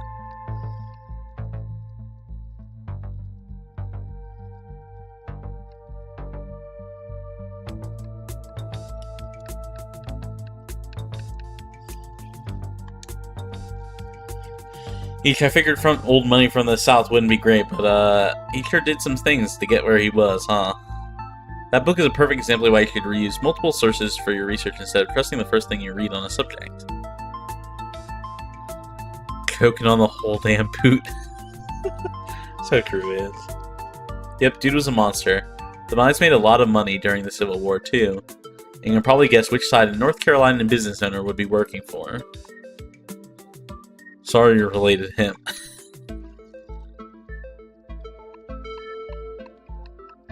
Do you think the Ditchlings are here for retribution? That seems tenuous. Assuming Kanika's mom is right, they're here as an omen, not because they're going to do something themselves. I think we know how I feel on the matter. Talk about Appalachian folk monsters. Wampus cats sound like they could be mountain lions. Let's go, let's bring up the mountain lions again. because Stella's firmly in the it's not mountain lions camp, but Gretchen says it's mountain lions, and we're on Team Gretchen, of all people. Wampus cats kind of sound like they could be mountain lions. Voiced like a woman crying out, somewhere between person size and cat size. Definitely, they are 100% mountain lions. Kaneki, you know there are no mountain lions up here. I thought you were supposed to be a skeptic. Oh, Stella, one of these days you'll trust us. Gretchen. Gretchen's like, it's for sure mountain lions, it's for sure mountain lions. But the myths are old, right? Mountain lions didn't go extinct in the Appalachians that long ago. Those legends just haven't died off yet. Almost every cryptid can be tracked down to either a hoax or someone getting confused about something a perfectly normal animal, sometimes both. Bigfoot, for instance, started as a prank, then folks saw bears walking around on their hind legs and got freaked out, and now here we are. You'll eat those words when I get the first clear footage of Bigfoot. Hell yeah. I love that these two's dynamic, because it's like very clear that Kanika is very like science and observation focused, whereas Stella is like more about belief and proving those beliefs. It's a good dynamic for two people who get along to have, I think. If you don't get along, then you're just leading to arguing. If you manage that, I will print out a piece of paper that says Bigfoot isn't real and literally eat it. I promise. I'm holding you to it.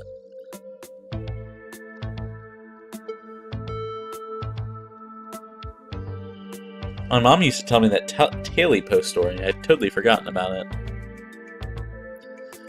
It scared me so bad that I didn't eat soup for years. I thought the monster might try and dig it out of my stomach if I did. I love that one. There's this old chimney in the woods that I used to think was the chimney from Tailipo, the one that was left after the thing did whatever it did. Now I just know that it's just because chimneys don't burn down and wooden houses do. That's very funny. Doesn't mean it's not the chimney from Tailipo. I've camped out there a couple times and seen some pretty spooky stuff. Yeah, I watched that video. You saw raccoons. You're gonna get rabies one of these days chasing after wildlife like that. What can I say? I like to live on the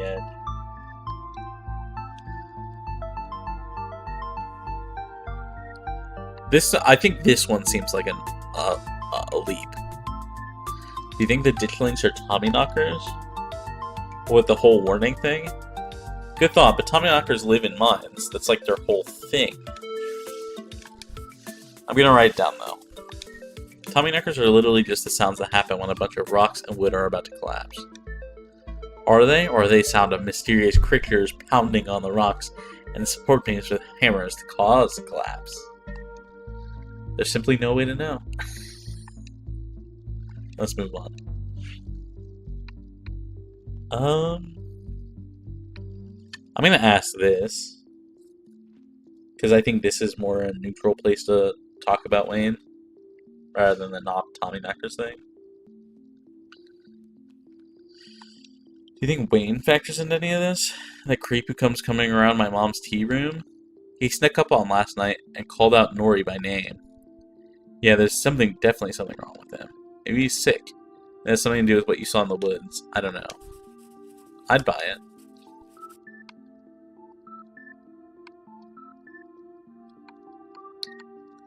I don't think there's anything going on with nuclear incidents. I'm gonna be so for real.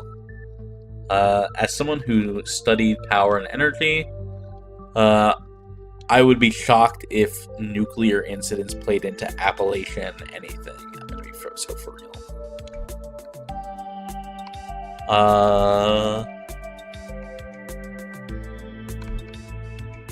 What do y'all think?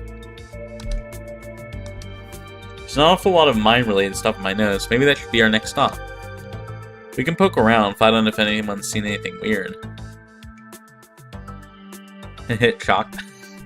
I mean, I don't want to be the first one to say it, but nuclear power is, like, very good.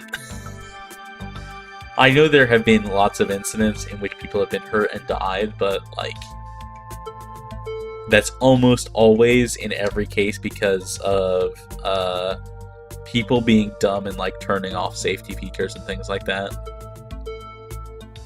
Like, the Russian one. What's the big nuclear incident in Russia that I cannot remember the name of because I am slightly tipsy?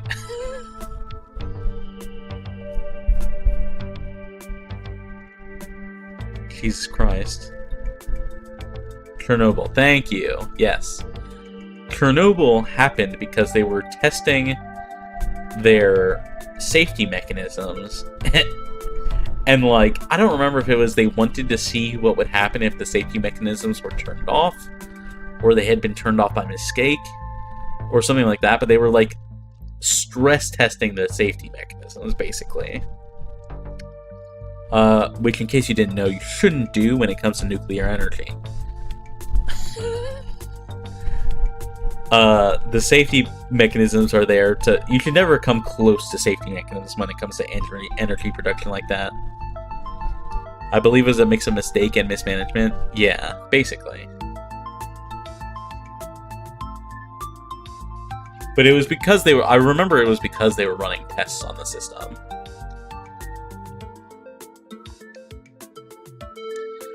Just to clarify, you're suggesting we go to question some of the miners, right? We are not poking around unprepared in the actual mines, right? ... Right? This is like the fucking Anakin meme. With fucking, what's her name? Padme?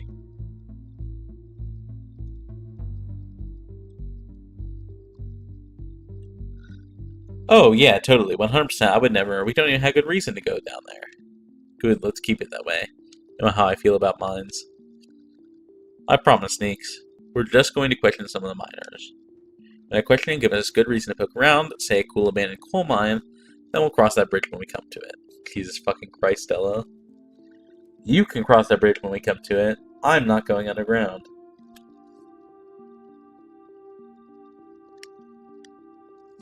I'm just messing with you. We'll stick to the surface. Okay, good.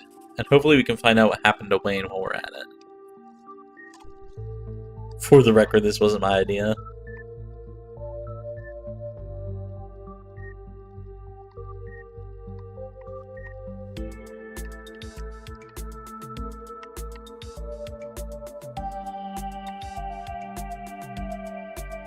Maybe Tabitha can help us out.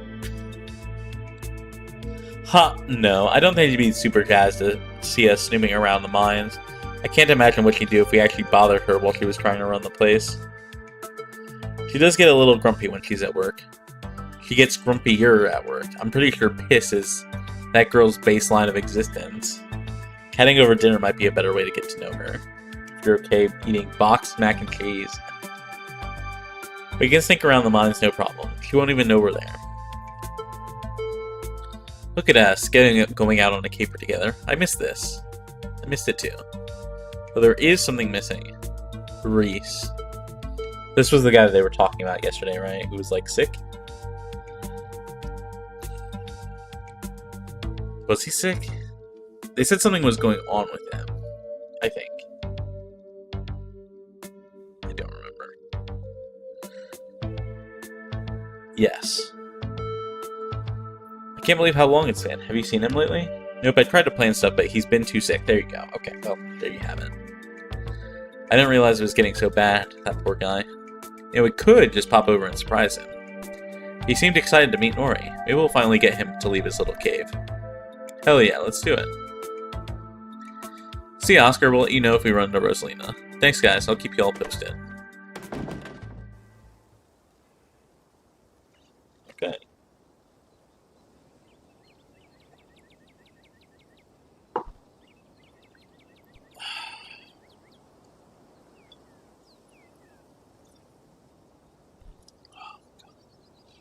Okay. Reese's home stands at the edge of the forest wall, with an isolated buffer cushioning the rest of town from an unending wilderness. That seems like a bad place to be. Very ominous. Reese, it's Stella. I bought some brodies, too. Not so loud, he's still sleeping. Can I help you with something? The woman in the doorway stares directly into your eyes. You can practically feel her simmering irritation watching over you. Hi, Dr. Kelly. We were wondering if it would be okay if Reese could come hang out. Nothing strenuous, we promise. I'm not going to wake him up. If he's sleeping, he probably needs it. Whatever you two have planned is probably beyond what he can manage right now anyways. Oh no, poor Reese. It's just been so long since either of us had gotten the chance to hang out with him. I'm sure he and Nori would get along super well, too.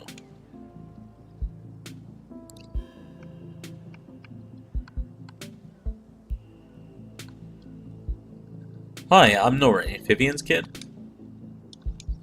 I know who you are. The way she avoids looking at you as she speaks makes you feel like you've done something wrong, even though you're pretty sure you've done nothing at all. Reese's mom turns back to the house, sighing. Yeah. Sorry, I know that was a little rude. You just want to hang out with Reese, and he misses both of you too. He's usually feeling his best around mid-afternoon. Why don't you come over tomorrow? You can have some supper, and y'all can hang out for a bit. I don't promise he'll be perky, but I'm sure it'll brighten his spirits to see you two again.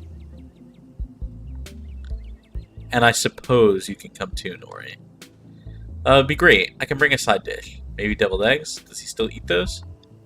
No, eggs are a little much for him. They don't settle well. You can leave the cooking to me. I know what he can handle. It's a very interesting interaction. Okay, I'll bring soda then. That's not... Okay, fine. Yes, you can bring soda. Nothing with caffeine. Ginger ale preferably. Oh, and leave the dog at home. She might cheer him up. You know how they have those therapy dogs in hot. No dogs. Why, I never. The absolute gall. I love Gretchen. Thanks so much, Dr. Kelly. We'll stop bothering you now. See you later. Dr. Kelly nods in acknowledgement and quickly shuts the door. The sound of several locks clicking into place can be heard from within.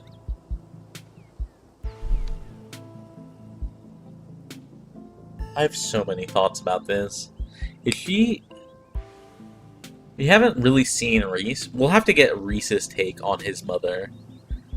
But she seems both a little bit helicoptery, but also justified, if that makes sense. It's like a little bit of column A, a little bit of column B.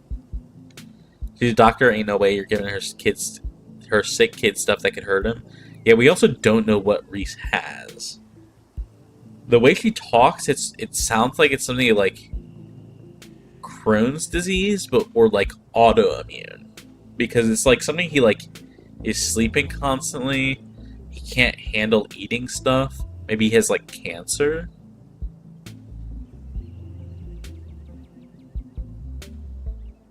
It's really, really unclear.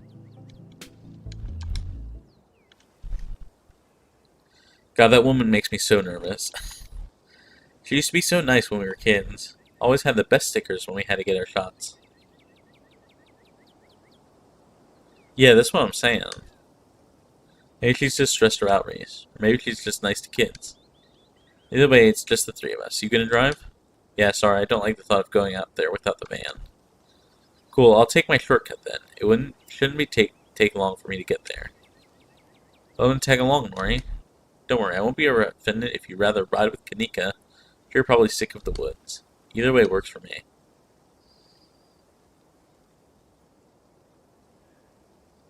Oh, this is interesting. I think I might ask Stella, now that she's not reeling about the car thing. What is actually up with you in cars? The mines have got to be a ways off, right? Don't worry about it, Nori. There's a lot of junk in the back of my van. It gets a little tight when it's more than two people.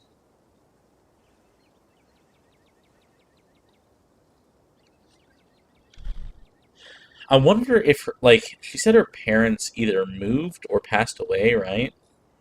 I wonder if they passed away in a car accident. It's probably something along those lines, right? Clearly it makes her uncomfortable in every way. Let's walk with Stella. I want to make sure Gretchen makes it okay. I'll walk with Stella. Meet you there. The woods are calm and serene compared to last night. You can't help but feel that the danger looks just beyond the trees.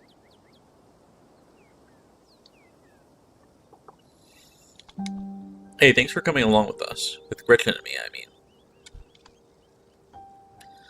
The artist really makes you feel the awkwardness. Yeah, they do a really good job with all of it. I hope I haven't seemed too cold about everything that happened last night. The truth is I'm barely keeping myself together. I just don't know how to let it out. Duke died out there last night. I can't help stop thinking that it might have been my fault. If only I didn't drag you along into the woods. If only I'd listened to you when you wouldn't leave. If only I did anything when everything went sideways. I'm sorry. She didn't do anything wrong. I just wish you could understand that. She's such a good girl.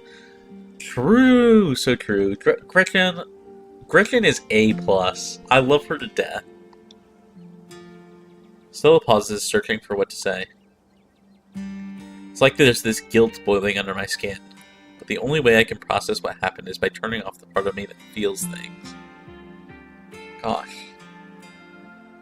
When I'm around other people, it's like I think of Duke dying as just a thing that happened. Like it's part of another video.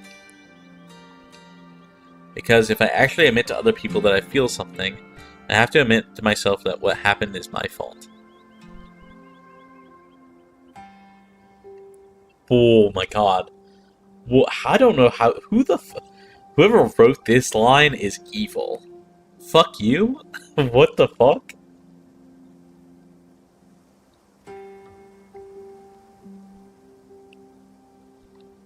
No, I don't like any of this. It's just the first one. That's the only option. And you gotta have this option, I guess. No, you don't. You really don't. No reasonable person alive would say something like that to someone. Holy shit. What a wild tone shift. It is a tone shift, but I think it makes sense that when we're alone with Stella, that she's only comfortable feeling like talking with us about it. Because we also went through it with her.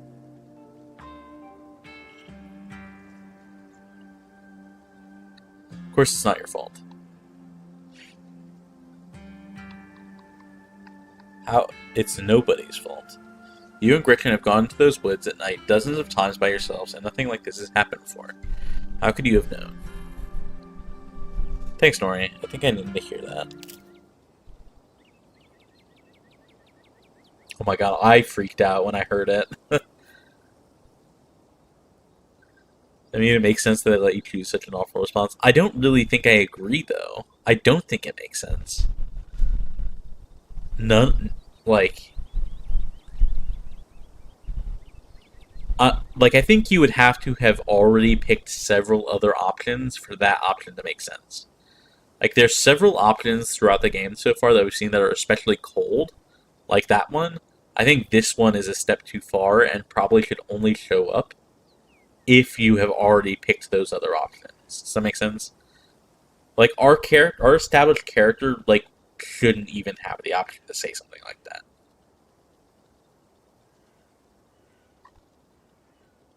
No, I get what you're saying. I think the option should be there, but I don't think it should be there. Like, I think it should only be there conditionally, I guess is what I'm saying. Like, if you had picked the mystical perk, or, like, the talk to animals perk, right?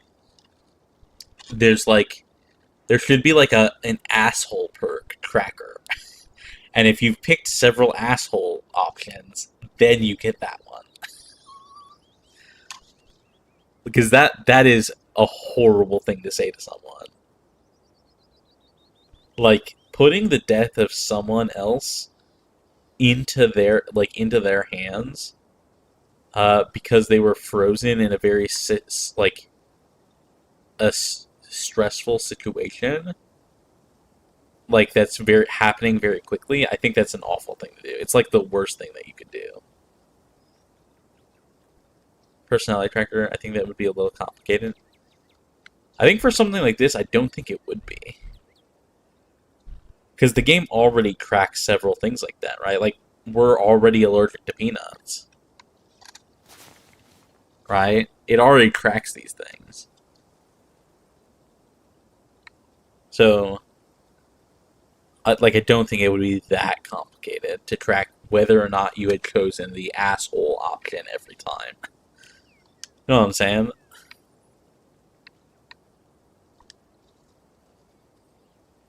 Anyways. The conversation comes to a dramatic halt when you, Stellan, and Gretchen all whirling around to face the source of the sound. Imagine how sad I would be to not be able to eat peanut butter. I know, right? I fucking know. It's crazy.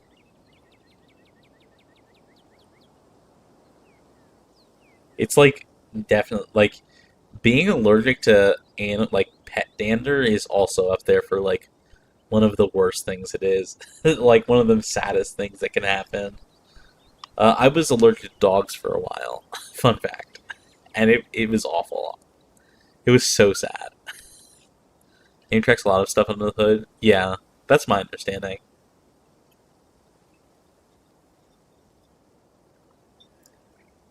Okay, we are officially out of soju. I'm not getting the other bottle from the fridge.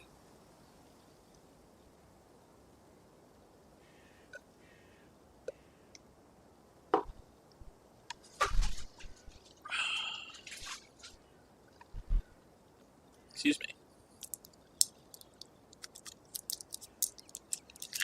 A bird. Let me at it. I can get it. Back off, dog. This is my stick. I like the bird.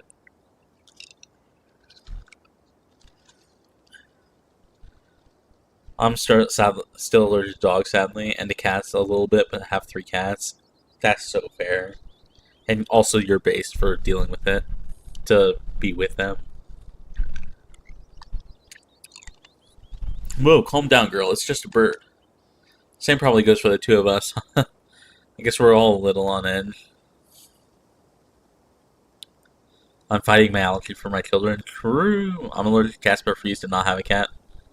Jess, are you telling me that you have a cat and you haven't posted pictures of your cat? Please, please post pictures of your cat. We all need as many cat photos in our life as we can.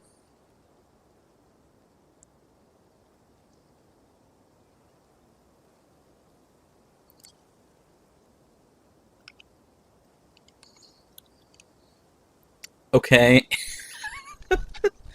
In your server? Yeah, either mine or Amaya's. I'll check Amaya's as well if you prefer there.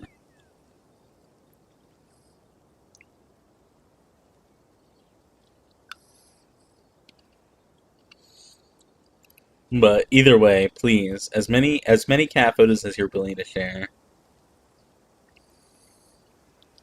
Also, welcome to the server.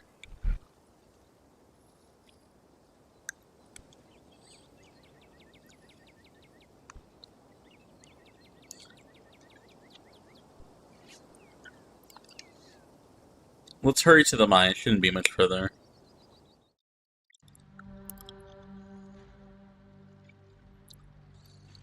Kanika casually leans against her van as you and Stella emerge from the woods. Hey. Y'all have a good walk? Yeah, it was great. I mean, not that you were missing out or anything. You didn't run into any of those creatures, did you? Look at Gretchen. She looks peak here. The artist did such a good job. Nope. That makes sense. They're probably nocturnal. I don't know if I should feel relieved or disappointed. But we're all here. What's the plan? I guess we just go talk to people. I guess so. I should probably be on lookout duty. I'm a bit of a person non grata in the mines. Tabitha? Yeah, I might have tried sneaking in to talk to her a time or two too many. And Gretchen makes it extra hard to be sneaky. I love her to death, holy shit. What can I say? I thrive in the limelight. We're probably less likely to get caught if only one of us is snooping around down there.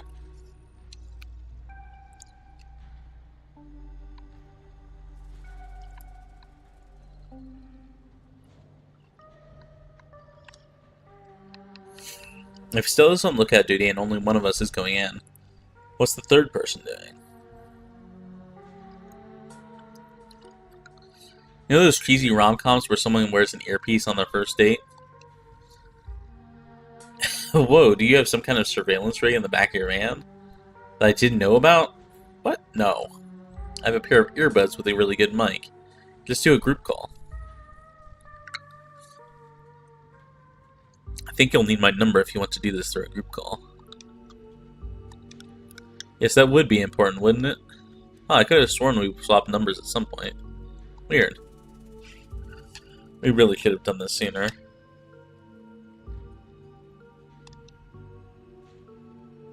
He quietly swapped contact info with Stella and Kanika.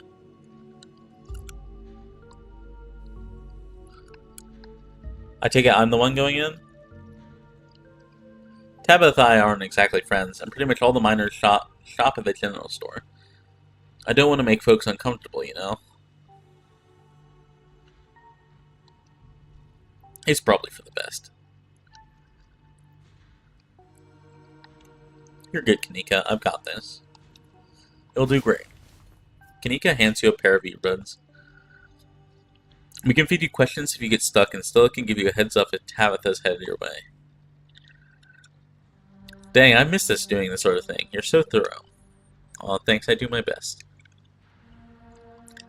I guess we should part ways and start the call, yeah?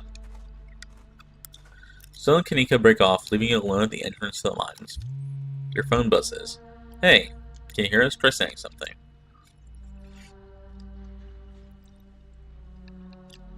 Nope, can't hear you, sorry. Very funny. Coming through crystal clear on my end. Nothing to do but enter the worksite. You pass through the unlocked fence and enter the property of the Scarlet Hollow mine.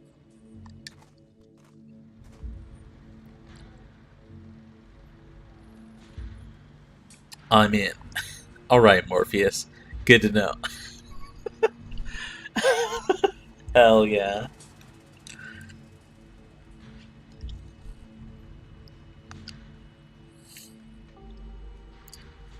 Oh my god, your cat is so adorable. Oh, look at them.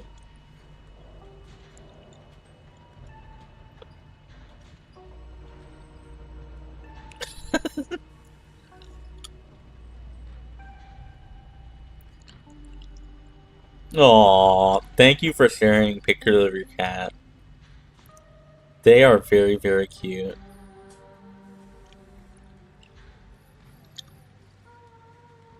So cute. So cute. I appreciate you a lot, Chester.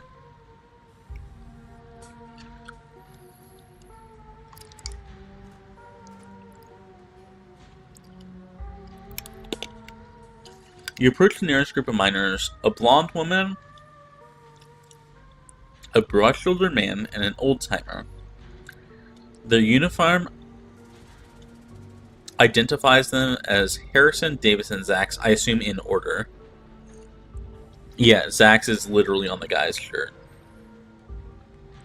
In fact, it is. You can see Davis on the guy's shirt around his waistband. Her name is Zelda. Oh, that's so precious. Thank you.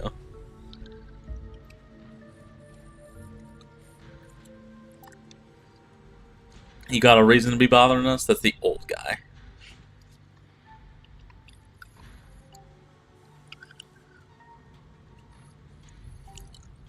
Do you know anything about a guy named Wayne?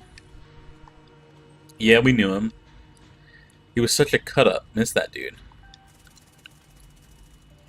What happened to him? The miners shift for a moment, uncomfortably glancing from one at one another.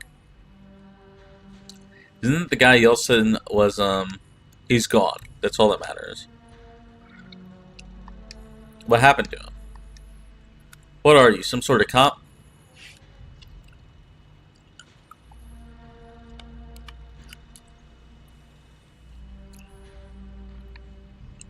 Just tell me what happened. Fuck off. Hey, Zax, come on, man. No, I've been here decades longer than you, and I know bait when I see it. Let's get out of here. Our shift's about to start anyways. Sorry. Miners pack up their things and leave.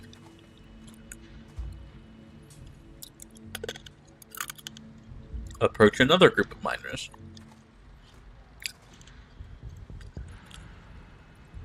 Uh-oh. Mystical. Before you can reach the miners, you're struck by an intense feeling. You recognize the hollow terror as the same thing you felt last night when you set your eyes on that awful man in the miner's jacket. Wayne. Oh, it is Wayne. He's wearing a veil. Interesting. What the fuck?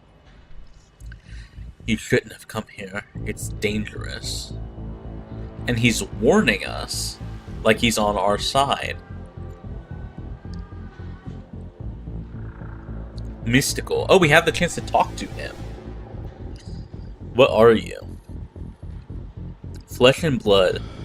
Much like yourself, you don't have to be afraid of me. I'm the only person in this town who truly cares about your safety. Don't forget that. Even if it's already too late to stop what's going to happen.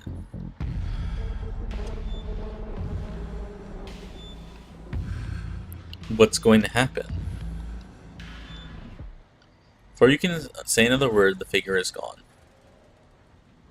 Hey Nori, are you still there? We've just been getting status from you. Oh my god.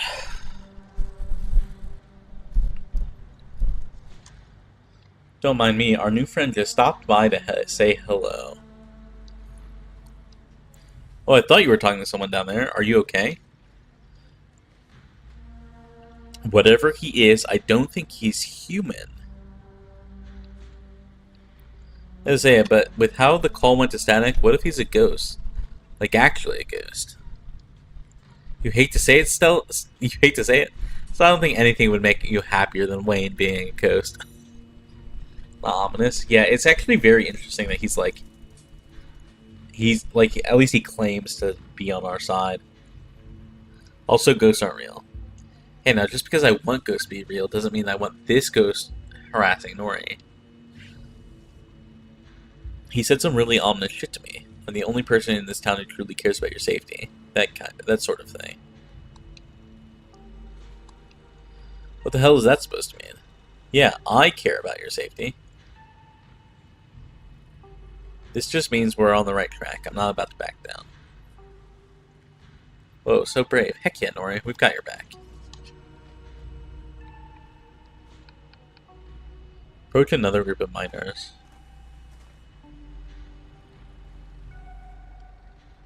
Alright, back with popcorn. I guess I missed Wayne. Yeah, we spoke with him.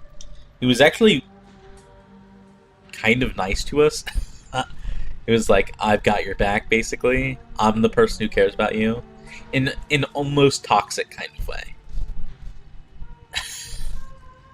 Rodriguez. Looks like we've got Rodriguez in the middle, Smith on the left, and Isaacs on the right.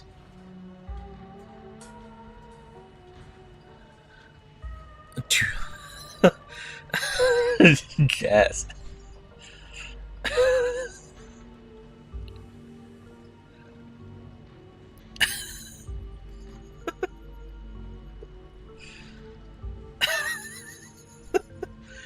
Okay.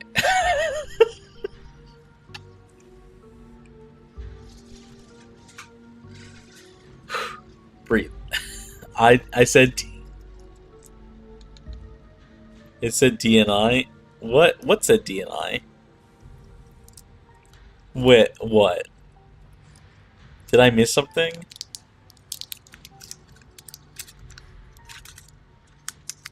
Do I need to go back? I thought Jess literally said it out of pocket. I was like, what the fuck?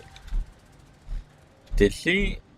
Or was there something there? Minor DNI?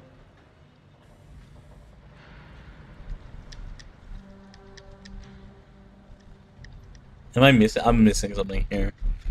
Where did it say that? Do not interact?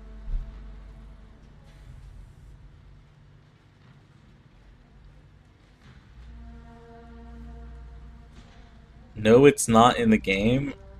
I know what it means, but where did it come from?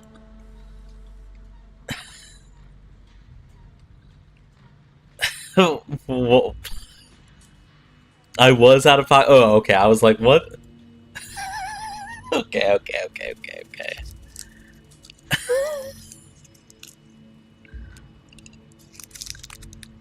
Wiz was riffing off my joke. Wiz riffing off your joke made it seem like I admit, I was like, oh, I must have missed something. That's very funny. I appreciate you guys. Thank you for keeping me guessing.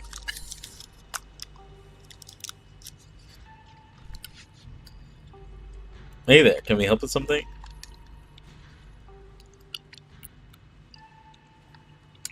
Maybe you know a man named Wayne. Wayne, do you mean Sam Wayne? What are you asking about him for? Wait, have you seen him? He's been following me. It's real creepy, man. Thank you for keeping me entertained at work. Hey, I try. Oh, thank God. Everyone thought he was dead. Now, hold on. Creepy doesn't exactly sound like Wayne, does it? How do you know it was him?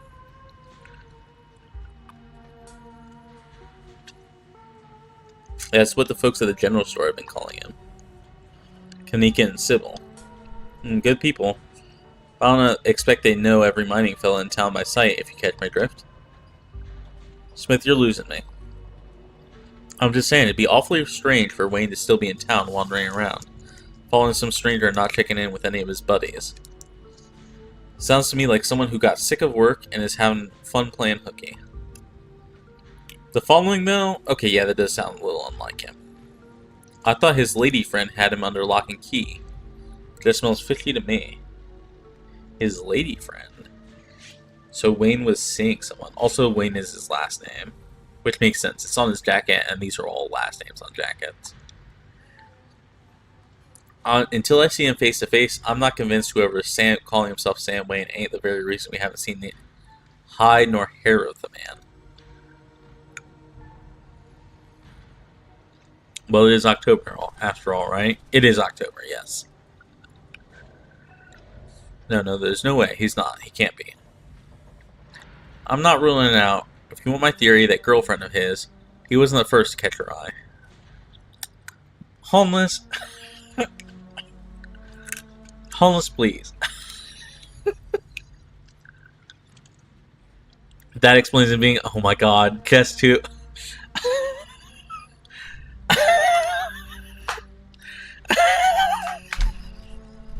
I can't. No, that's exactly the joke I was making.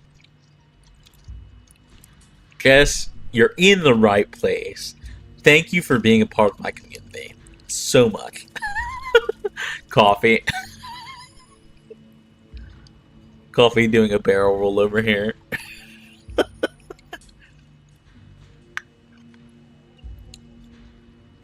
Oh my lord.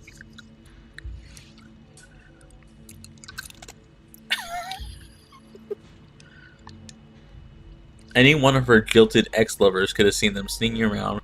Got a little hot under the collar, if you catch my meaning. I think it's very comfy here. Good, I'm glad. If I can make a comfy space for someone, I have done my job.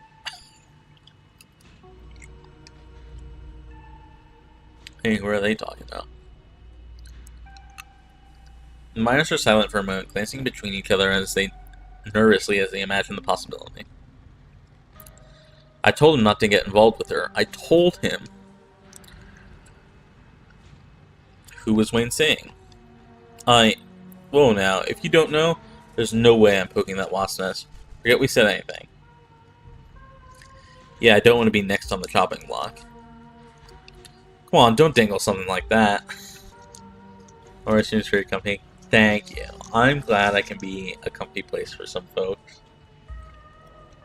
Look, I just don't want to cause any trouble. Enough people are losing their jobs as is. I've got mouths to feed. Losing their jobs, and in Sam Wayne's case, disappearing. We've already said too much. Come on, boys. I feel in danger. Good.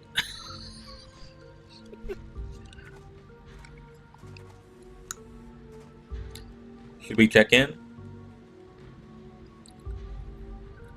Bruh. Holmes, I appreciate you too. Don't get me wrong. I appreciate you too. The only group I still see out there is pretty close to the main office. Still might be worth talking to them, but I don't know if I can give you all that much of a warning if Tabitha comes out.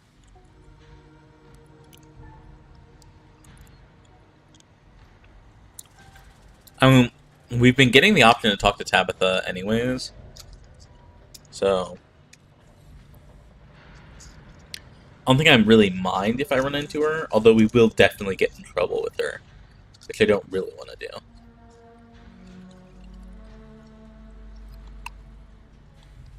Good luck. Tate. Tate is the guy on the right. I can't really read the other guy on the list name. Going around asking questions, huh? Don't look like you're from the inspector's office. What can you tell me about Sam Wayne? Andrew? Maybe. Oh, it's Johnson. It says Johnson there. Kill him, I mean kill him, I mean kill him. Wait, so are you doing okay? Also, that's definitely going to get filtered by YouTube.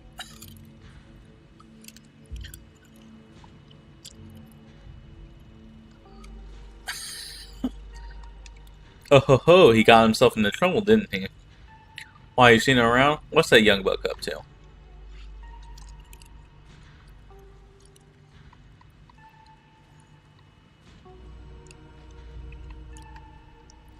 I heard some of the other folks in camp said that he had a nasty spat with an ex.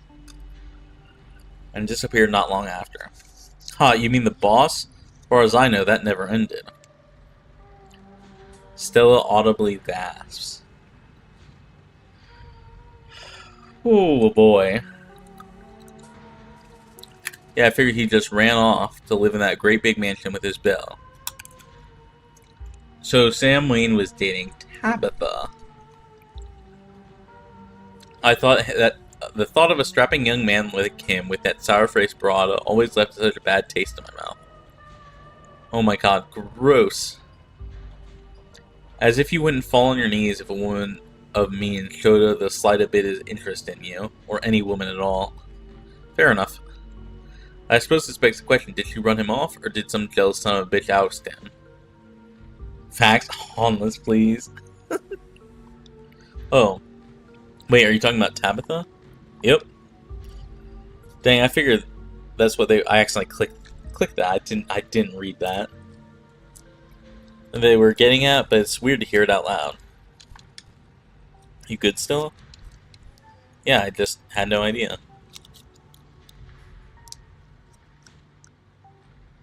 Have you noticed anything strange around here lately?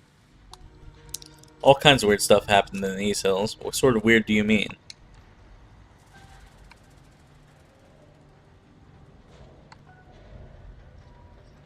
Weird animal sightings?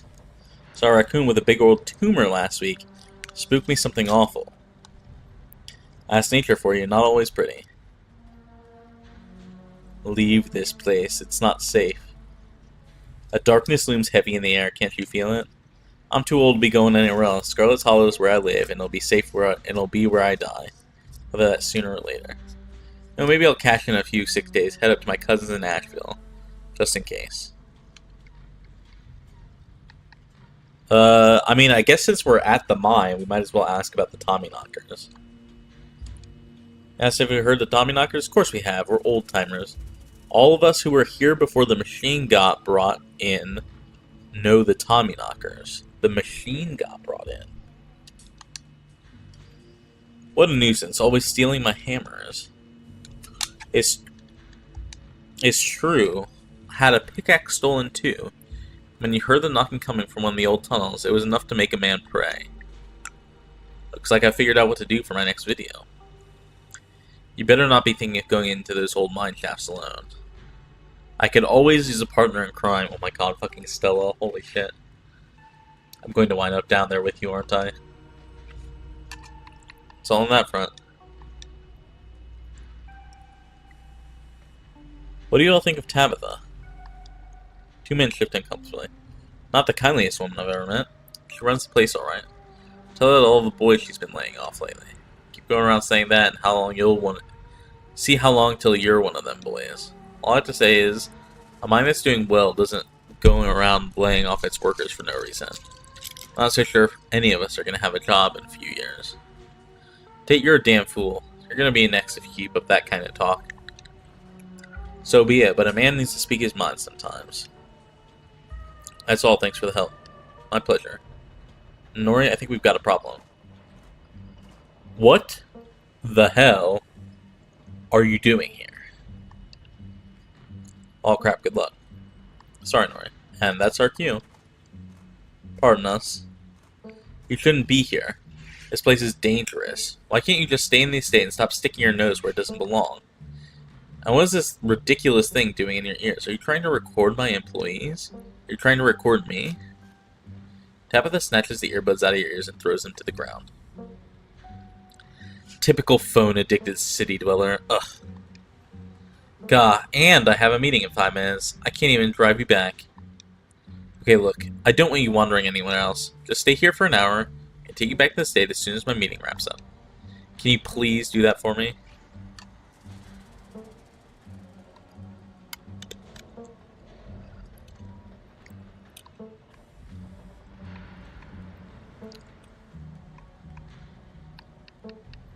I mean, I'm gonna be so for real. None of this is This is not the right time to be discussing any of this. Let's just. All right, I'll stay put this time. I promise. Honestly, what is the point? What good is that at this point if you keep doing everything in your power to stress me out? Ugh, sorry I disappeared last night, Tabitha. I wouldn't dream of doing anything else to violate your boundaries, Tabitha. What are you going to do next? Actually kill someone in town? I need to get to my meeting. Just stay here until I come get you, and don't move a muscle. I'll collect you in an hour. We're expected to just stand here for an hour? I will. You guys, if you've been here long enough, you know I will do what the game tells me to do out of stubbornness. You stoop to the ground and pick up Kanika's earbuds. We all know what happened in Undertale. Oh my god.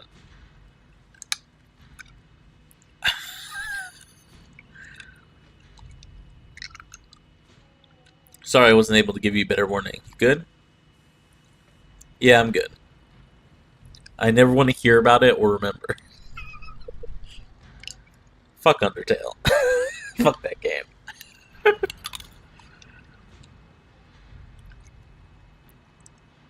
You're interrupted by a sudden movement out of the corner of your eye.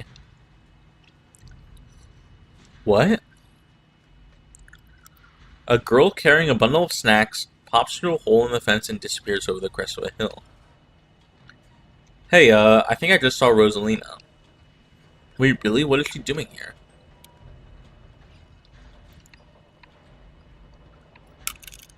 We should call Oscar. Let's handle that after we catch up with her.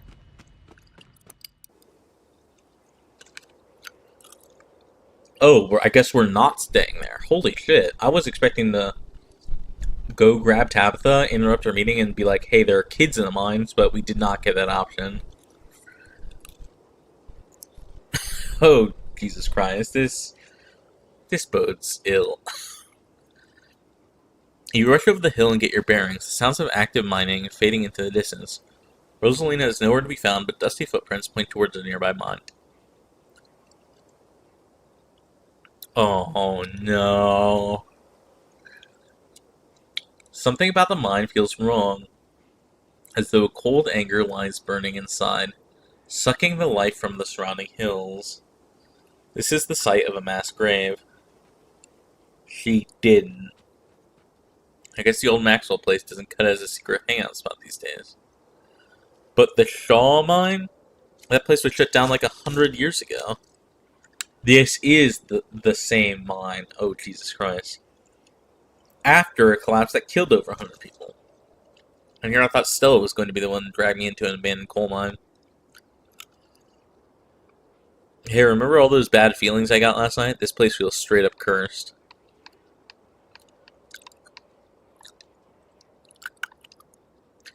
I mean, like Kanika said, a lot of people died down there. There's a lot of spooky history to this place. For all we know, maybe all that death left some kind of mark down there. Okay, just because a bunch of people died in there doesn't mean it's cursed. Come on, I'm not about to let Rosalina get hurt in there, even if it means I have to go underground. Whoa, you sure, Neeks? Nori and I can handle this on our own. Yeah, I'm sure. As much as I hate confined spaces, I hate the thought of other people getting trapped down there even more. Someone can disappear into the mines. Before you follow, you briefly wonder if you should let Tabitha know about this. Yes. What? Absolutely. Why wouldn't we?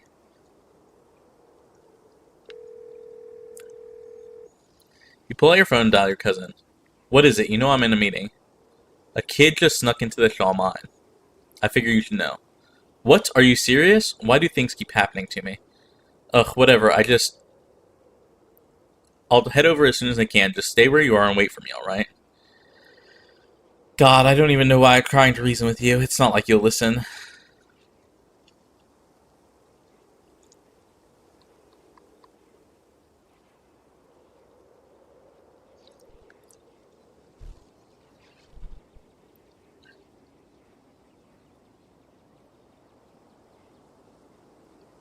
Hey, you know what? Maybe I should look at the weather in the morning. I thought I'd be fine today, but it's 3C and I just clocked out. That is what? Like mid 30s, mid 40s? Or maybe 40 degrees max, I would say. Yeah, maybe like 40. That's pretty chilly. I hope you brought like a jacket or have long sleeves. Or you can get to your car. 37F.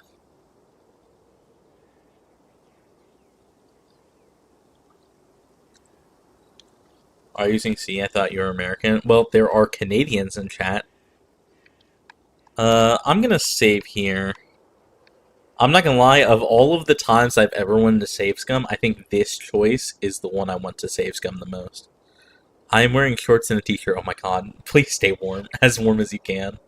Get to your car and turn it on. And get the heat going. I default to C talking online. I think that's fair.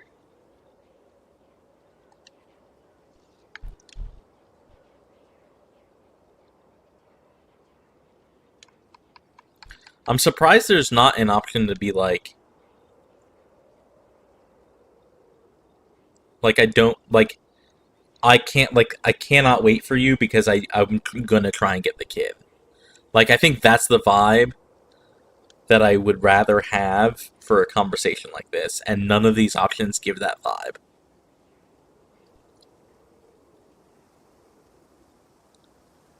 That's the first one. That's not the first one. That's like, this first one is like kind of like has kind of an undertone of snarkiness that I don't want. Right? 85C. Shut the fuck up, Hauntless. You know it's not going to be 85C. That's not. That's not possible. 85C will kill people. 85 Fahrenheit will too if you're not careful. If you're like really not careful and out in the middle of fucking nowhere. But 85C is like not possible.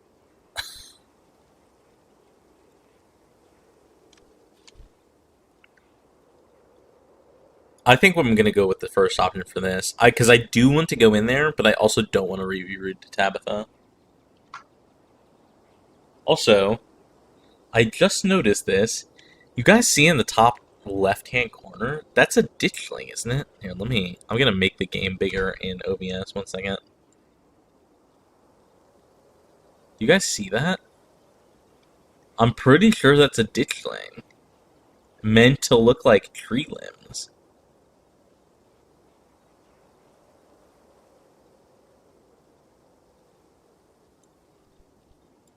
Just a little guy? Yeah, for sure. My water gets a 25 C all the time. True. Not Among Us? I'm sorry, on Liz. He's fine. I swear to God. I'm sorry, but my mind's made up. Take a deep breath and follow your new friends into the mine. It's not like it was there. There were several that you may or may not have seen in other trees. That wouldn't surprise me, actually. The inside of the mine is warmer than you'd expect. The air thick and wet. The ceiling hangs much more lower than you are tall, forcing you and your companions to hunch over. Your legs bent in painful squat as you begin to navigate the maze of corridors. Hey, you made it. I told you she would. For a second there, Kanika thought you were making a beeline for Tabby. I kind of did. I called her before coming in. You didn't. I was hoping we'd be able to get Rosalina out of here without anyone calling the cops on her. Or us. Tabitha had better not try to have us arrested for trespassing. I wouldn't worry about her calling the cops. I've stuck in the mines dozens of times, but she never called the cops on me. Oh my God. I would absolutely... I swear to God, these fucking people. I would absolutely call the cops in this situation. Knowing what we know and our, like, mystical perk, we're gonna, like... You mean these cops? I mean, I guess that's fair. These cops don't know shit. But still... I would rather call a fucking Dr. Kelly and get a fucking hospital on hand. You know what I'm saying? Get a doctor on hand, just in case.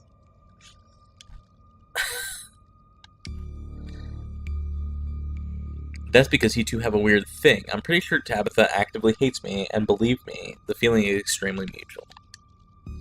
What matters is the gang's all here. We'll find Rosalina in no time. Sigh.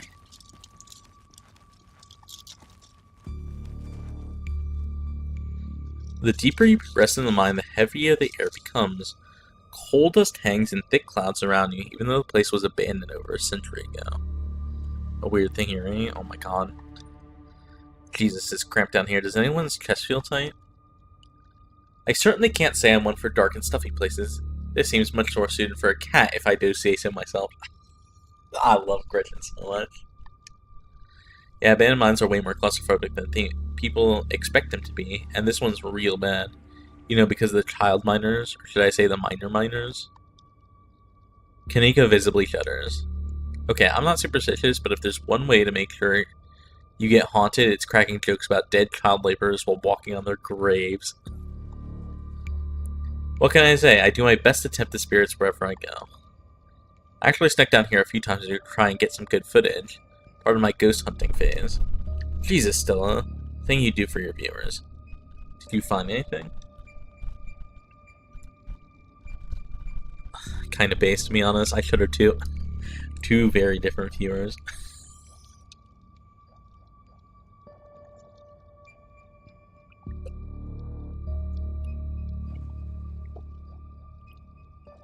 I wish. If any place in Scarlet Hollow was actually haunted, it'd be this mine, hands down. But all I got was dust in my lungs and a couple of false alarms. Stella pauses as sound rushes overhead. Oh my God, what was that? The mine's going to collapse and we're all going to die here, aren't we? Stella sighs longingly. That's just how wind sounds down here. She sounds so disappointed. It brings my back memories of my last foray into these depths. Every time I thought I'd finally found a spooky ghost, there wound up being a very unghostly explanation. Like local wildlife, for example. Stella turns her flashlight up towards an alcove overhead. Are we going to talk to the bats? Say, what's the big idea? Yeah, we were sleeping here. Shut that light off, you nosy bastards. I'm so sorry for my companions. Stella means well, I assure you. The talking to animals perk is the best thing in this game, for sure. It's so good. Those guys got me real good last time I was here alone. I'm sure you're quite worried about me after my behavior last night, Nori, but let that interaction be assurance that my temper is most wholly under control. I wouldn't dare venture away from the safety of my Stella's arms in a horrible place like this. I like to imagine them as New York monsters. Hey, what's the big idea here? Turn that light off, you nosy bastards. I love it.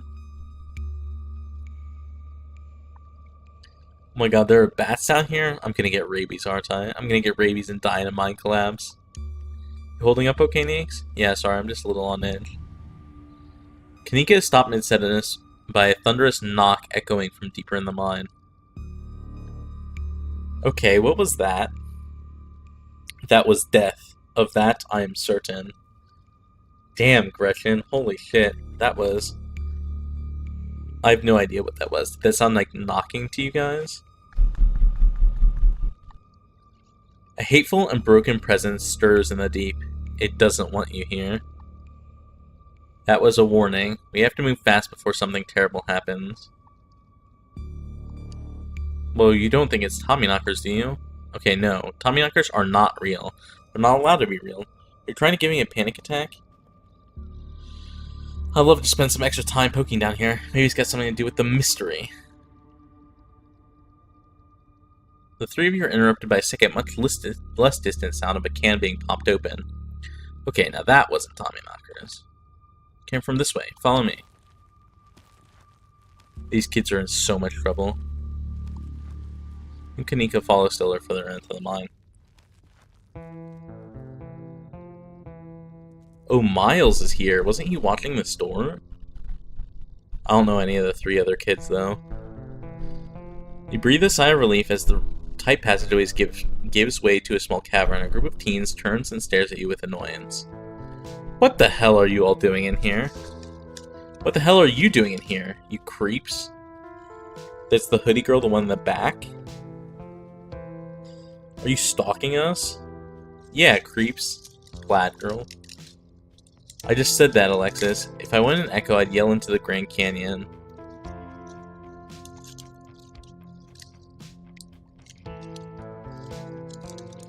Okay, I've already learned something about this group of kids. I'm guessing that there's, like, nobody else in town. These kids shouldn't, like... I don't think these people would be friends if they didn't... if they weren't forced to be by small townness. There's something terrible in this place that wants to be left alone. Get out of here before it leaves its mark on you. Tell your creepy friend to leave us alone, General Store Lady. Rosalina, your dad is worried sick about you. And if you ask me, he was right to worry. Why the hell would you think hanging out in an old mine would be a good idea?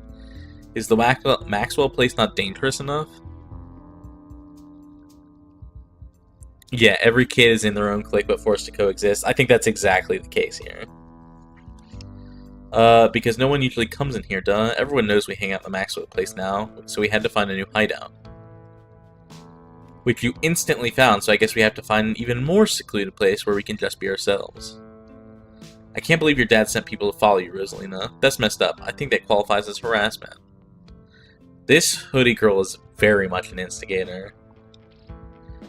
You're right, Becca. It is messed up. I don't need him telling me where I can be. You should at least check in with him to know you're not dead. He loves you and worries about you. He's really not asking for much. Don't you kids have school tomorrow anyways? It's fall break. Everyone. And we're not kids. Yeah, we're teens. Young pups these days. Absolutely no respect for their elders. So true, Gretchen. So true. Are those canned strawberry margaritas? Where did you even get those?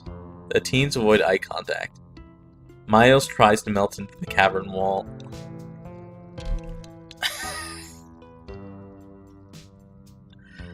Oh, Miles. Miles is in so much fucking trouble. Holy shit.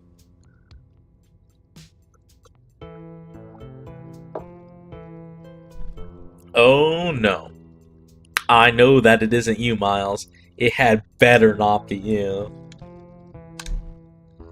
Yeah, whatever, it's me. What are you even doing here? Becca's right, it sounds like me you're stalking and harassing and all that. You're supposed to be minding the store. It's not like anyone even comes in on Tuesdays. And Mom's there, so it's fine. Eyes dart uncomfortably around the cavern as Kanika tears into her brother. It's not fine. It's extremely not fine. Why do I always have to be the responsible one? Do you know what I would give to be as carefree as you? I left school so you would have the chance to live your life, and this is what you're doing with it? What would Dad think if he could see this? Stealing booze from the family store to dick around in an abandoned mine. Holy shit. Dad's dead, Kanika. If he were here, he'd be disappointed you wound up being such a bossy jerk. Okay, that's gonna be a yikes for me. Who cares if we're having canned margaritas somewhere nobody's supposed to bother us?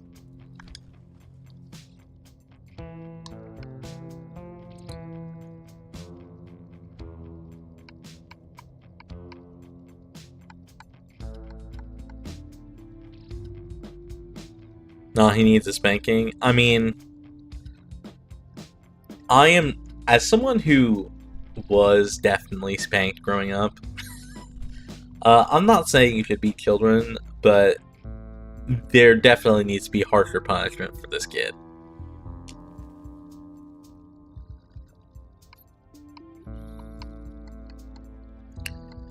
I'd love to help you all sort this out, but can we maybe not do it in an abandoned coal mine? Oh, what are you, an expert on mine safety? They only abandoned this place because there wasn't enough coal left to bother digging anymore. My dad told me, and he's an actual foreman on the continuous mining facility, so he knows what he's talking about. Wait, I thought your dad was a charge hand. No, Alexis, he got promoted last month. He says this place is totally safe and we can hang out here anytime we want. Correction, your father was a foreman at the continuous mining facility. We'll see if he hasn't even has a job tomorrow morning. What? Oh, shit. Oh, hey, Tabby. Kanika sighs. It's probably for the best that she's here. Do none of you understand what a boarded-up mine entrance is supposed to mean? It means that it's closed, condemned, not fit for human use. Oh, come on, this place was way sturdy. Check it out. Oh my god, this guy's gonna kill us all. The teen with a beanie jumps up and slaps a strut on the ceiling. Oh, was that the knocking we heard earlier? Oh my god, Zane, cut it out. You're embarrassing us. I'm sorry for Zane's behavior. I don't think I realized how extremely 8th grade it is to jump up and hit things. No offense, Rosalina.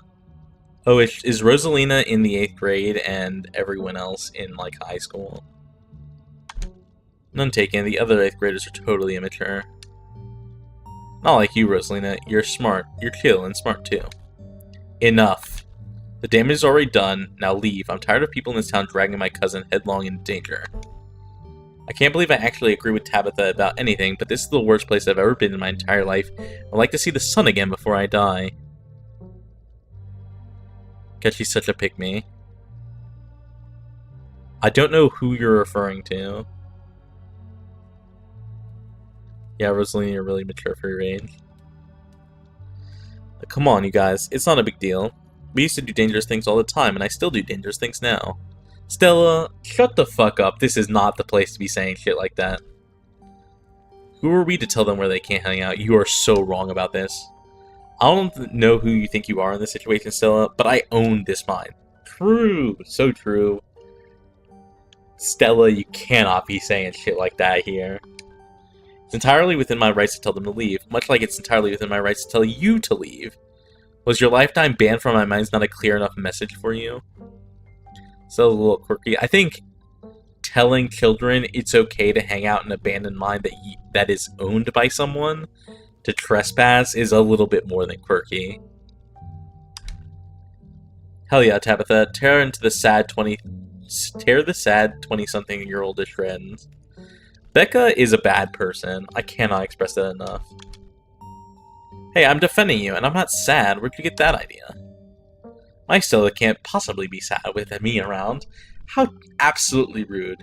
These pups need to learn some manners. So true, Gretchen. Running a clickbaity YouTube channel where you run around the woods chasing nothing is extremely sad. Hello, guess who stayed super late at work? I'm so sorry. But yeah, I'm sorry. That sucks. That really, really sucks. I'm glad you're here now, at least.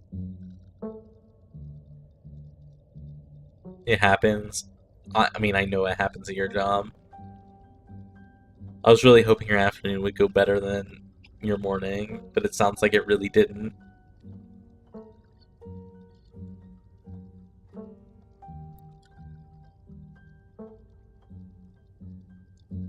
I don't help my coworker because she would have been screwed if I didn't stay at home. Well, that's kind. That is unsurprising. You're a very kind person.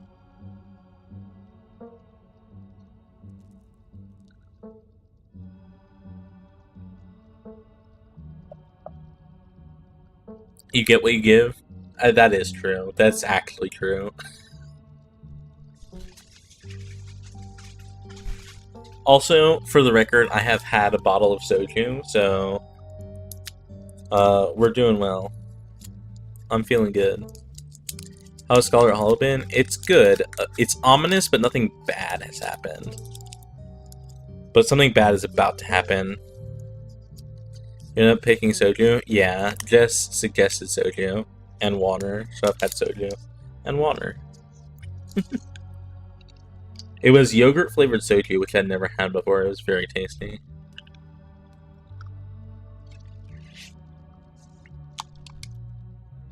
So she's sad. So what? Give it a few years and you'll be sad too.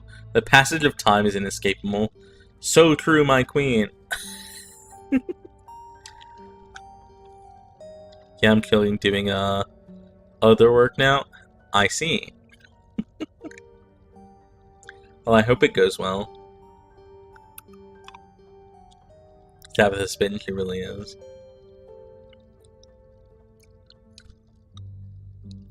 Tabitha, my queen. Look, we wanted to give Rosalina a good time. Her home life sucks right now. Yeah, tell them about where you have to sleep, Rosalina. We've been living in the library for the past couple weeks. That's because we can't stay at our house. We got a hot plate and a couple cots in one of the back rooms. It's actually a pretty sick setup. No, it isn't, Zane. Rosalina deserves better.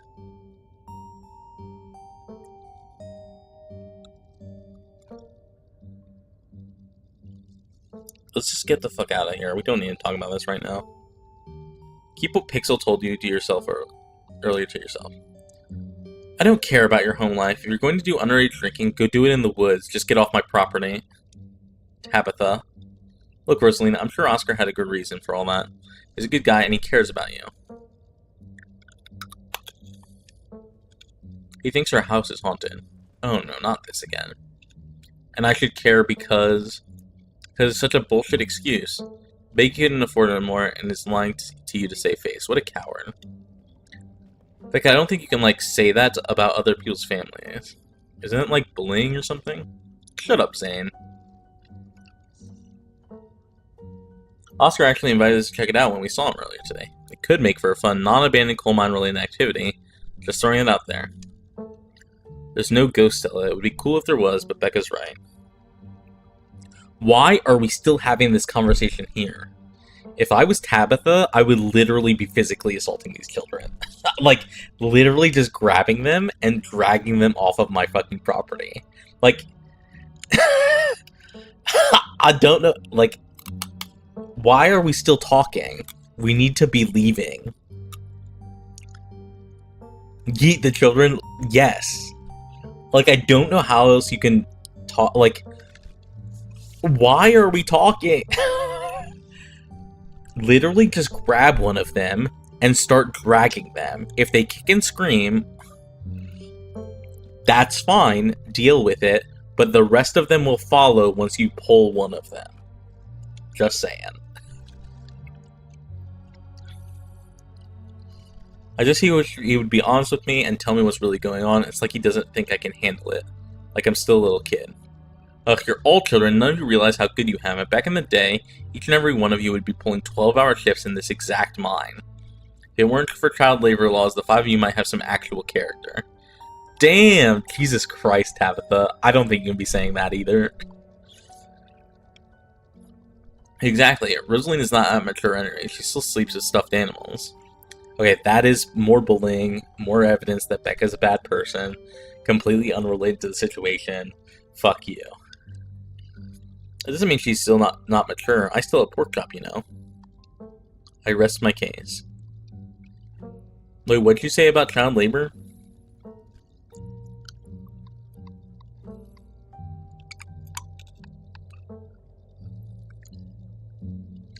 I'm not going to weigh in on this. This is between you and your dad, and the two of you should talk about it anywhere that isn't here. I love my stuffies. Fuck off. True. Based and true. I couldn't agree more. Yeah, if Rosalina's house is haunted, we should break in and, like, Ghostbust it or something. Sounds pretty rad to me. Becca's the worst. Becca is genuinely a bad person. Whatever gets you delinquents out of my mind. Oh my god, Zane, you can't Ghostbust if there is no ghost. And Rosalina lives there. She can't break into her own house. She cannot smile to save her life. She really can't. It's great. There's no ghost that you know of. I bet we could figure out how to bust it if it's actually real, and if it isn't real, well, problem solved. You know, Rosalina, you could always stay over at my house until Stella Ghostbusts your place. We have a finished basement with a pull-out couch. Why are we talking about like this like it's a thing? It's not a thing. There is no ghost. I don't care. Can't believe you wasted this much of your time trying to argue with children. I'm washing my hands of this and calling the cops. Feel free to leave before they show up.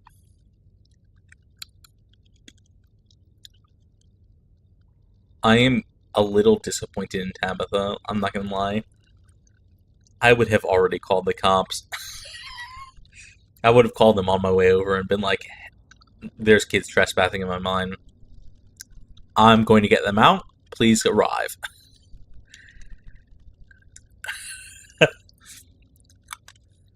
You hear that, Miles? We're leaving. I suggest the rest of you kids leave this empty mine before someone gets black lung, or gets crushed by rocks, or meets any one of the terrible many fates people tend to meet in abandoned mines. Kanika is interrupted by a pair of thunderous knocks. That wasn't me, I swear. And what was it? Come on, Stella, didn't you have a list of perfectly natural explanations for scary mine noises? It's Tommyknockers for sure. I know this isn't why we came down here, but we've got to check it out. Stella. I know, but weird stuff has been happening around here over the past few days. This is our chance to get an actual solid lead. The stakes couldn't be higher. Stella, you fucking dumb bitch. Shut the fuck up and get the fuck out of here. Do you have no sense of self-preservation? I want you out of here, Stella. Oh, come on, Tabby. You can come along, too. If you guys are going after something spooky, count me in. Nobody's going deeper in the mine. Nobody's staying in the mine. You're all leaving. Please listen to Tabitha before my heart gives out. It'll be fun, Neeks. It will not be fun. Stella's YOLO personified. She really is. She does not give any fucks about safety. She's just here to do her best with her entertainment, I guess.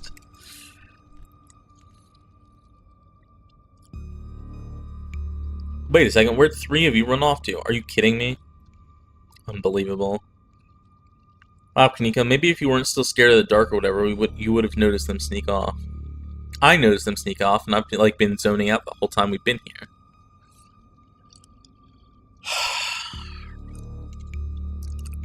I'm gonna blow a fucking gasket. These kids are the worst. I am so annoyed. I'm so annoyed at these characters making horrible decisions.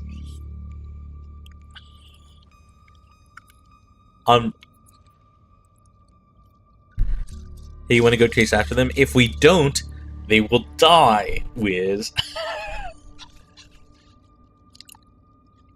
Must squeeze through that child-sized tunnel. Hey, I've always wondered where that goes. I've never been able to get these hips through there. I mean, she does have nice hips. Yeah, but the horrible decisions make the story happen. That is true. You are very correct. As per usual. It's probably for the best here. Still, stop sneaking into my mines. Please, I am literally begging you. If only all the tunnels down here were wide enough for adults. We could have already been done with this mess, but no, there have to be remnants from a bygone era.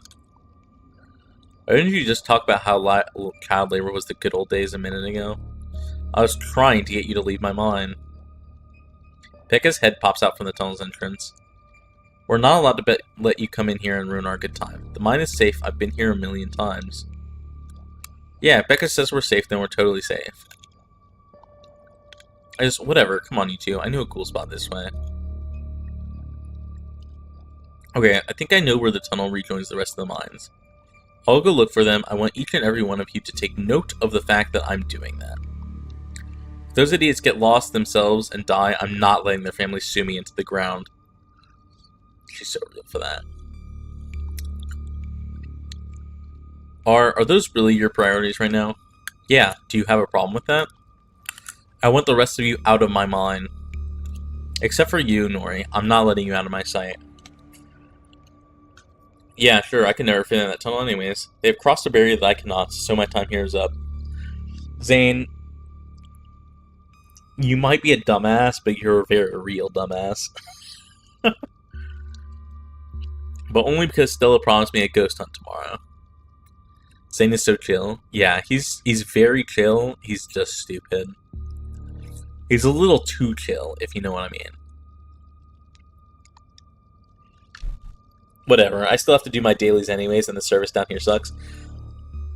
So true, Miles! Miles, you get it. Miles gets it. I'm not gonna lie, he's my favorite of the shit kids. I guess that's fair.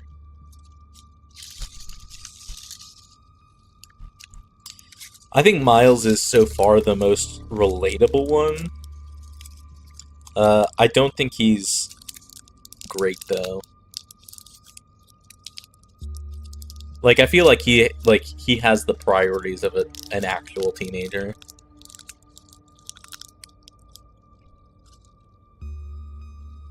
Which is doing dailies and doing nothing and not wanting to run a store and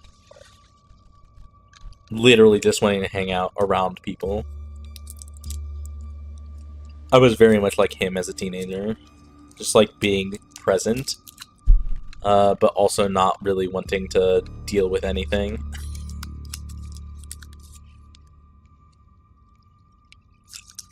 Good Bad Size is really cool. Yeah, it's a very well-written game.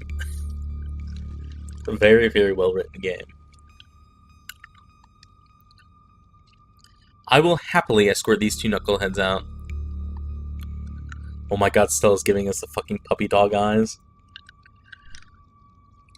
Look at her. No, you are not about to weasel your way into this, Stella. Oh, come on, Dabby. I've been down here a ton. I can totally help out. How about the size? Ugh, there's no getting rid of you, isn't there? Fine, I won't waste my time arguing.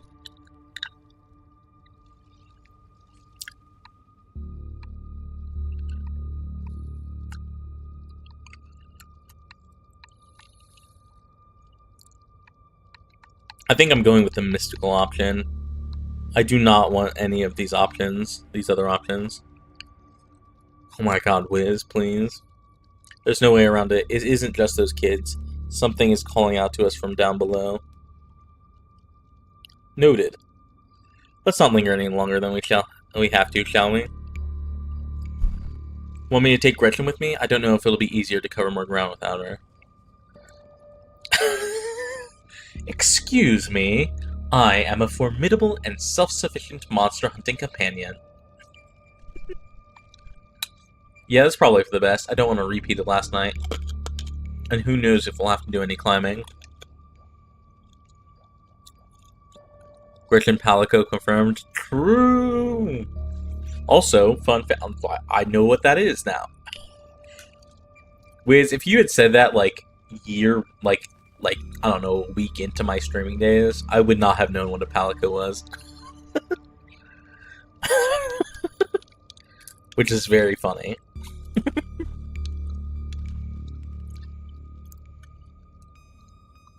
You got a reference? I did. Please be proud of me, everyone.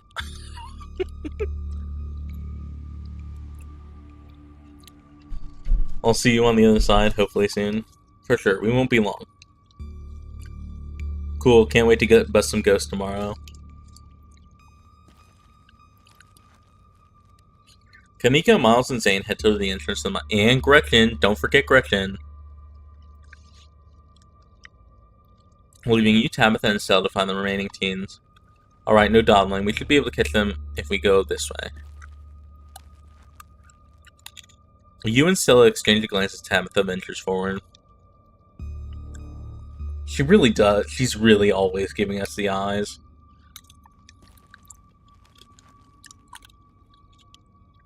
As the three of you move deeper in the mine, you hear echoes of conversation bounce across the walls. But Becca, why are we doing this again? I thought you thought Tabitha was, like, really cool. Why are you trying to get her all mad? Ugh, we're doing this because Tabitha is really cool. She doesn't let anyone boss her around, so we can't just let her boss us around. Fucking teenagers. Stupid fucking kids, holy shit. Oh, you hear that, Tabby? Someone thinks you're cool. I can't believe she used to hang out with a nobody like Stella. Oh my god. Look at look at the way Tabitha smiles at that. Hey. I don't know. I think Stella's kind of cool. Her videos are really neat. Okay. I would like to say one thing. Kudos to Rosalina for expressing her opinion here. I think it's very, like, Alexis seems very much like a pushover, and I'm very glad that Rosalina is just, like, willing to stand up for what she thinks is actually the case. Oh, come on, she doesn't even have a sponsor. What kind of YouTuber doesn't have a sponsor? Hey! I don't have a sponsor. We do it for the love of the game.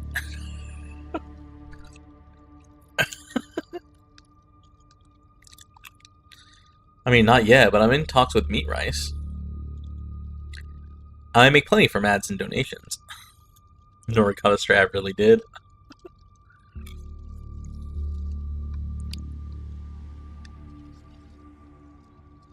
Press on. How does it feel to have a teen girl think you're cool, Tabitha? I feel nothing about it. The opinions of children don't interest me.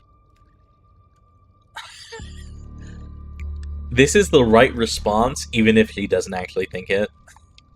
I don't know, you kind of hesitated there. You're reading the things that aren't there, Stella. Just because your livelihood revolves around what people think of you doesn't mean I care what people think of me.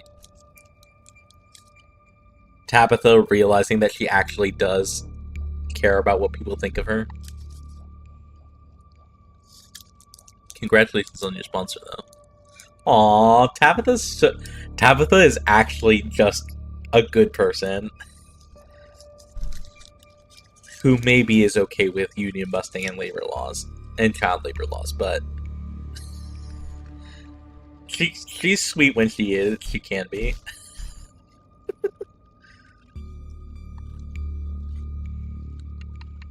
Press on. I can fix her. Oh, that's actually knocking. I didn't really hear her before, but that's like super knocking. Another knock closer interrupts your thoughts, followed by another, followed by another. This mirrors the knocking coming from the same direction as those kids. It's not just you. Okay, that knocking is starting to freak me out. Calm down, Rosalina. It's just mind sounds.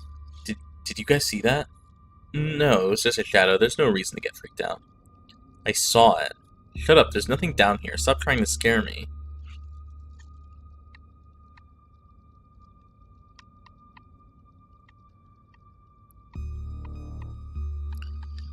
Can't believe they're making us do this. They better get grounded when all this is said and done.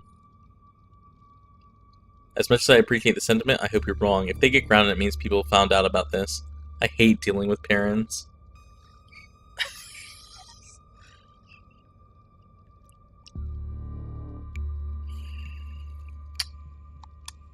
Look on the bright side, Nori. If they didn't come down here, we'd have missed out on a golden opportunity to get spooked. I would rather not get spooked. Thanks. You know what, Tabby? Me too? Yeah. Tabitha glares at Stella. We're getting closer. Let's keep moving.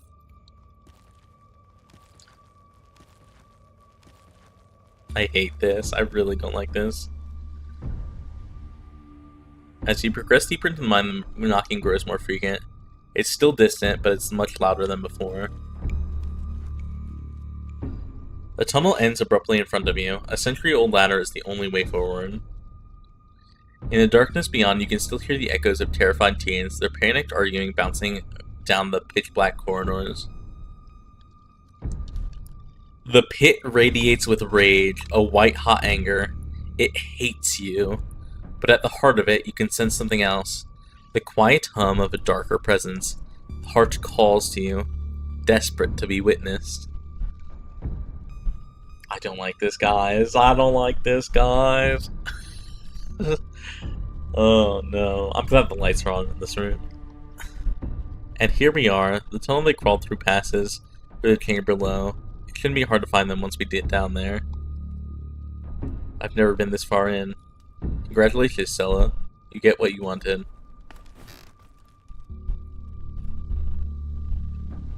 I'm glad you picked up Mystical. Oh my god. Tabitha crawls up the ladder and disappears over the edge. Alright, let's do this. Stella hoists herself over the edge and begins to climb down. Follow them down into the pit. You walk to the ladder and climb down. Oh, I don't like the look of that ladder. Why was there a ladder looking up scene? Oh no. I'm pretty sure this is the way back. Come on. Pretty sure. I thought you'd been down here before. Oh, do you hear the noises? Oh no.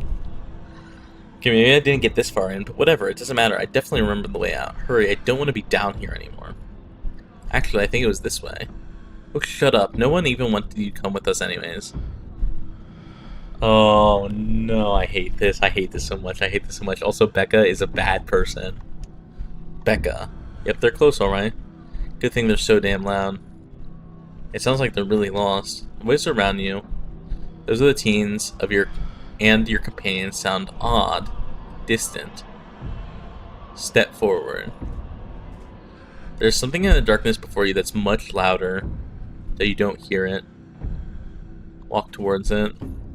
We don't have an option. You don't hear it, but you can feel it in your chest, a desperate need to perceive and be perceived.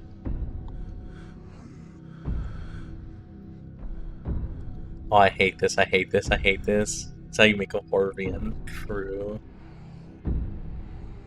Wrap yourself in the darkness of the pit. Hey, are you alright, Nori?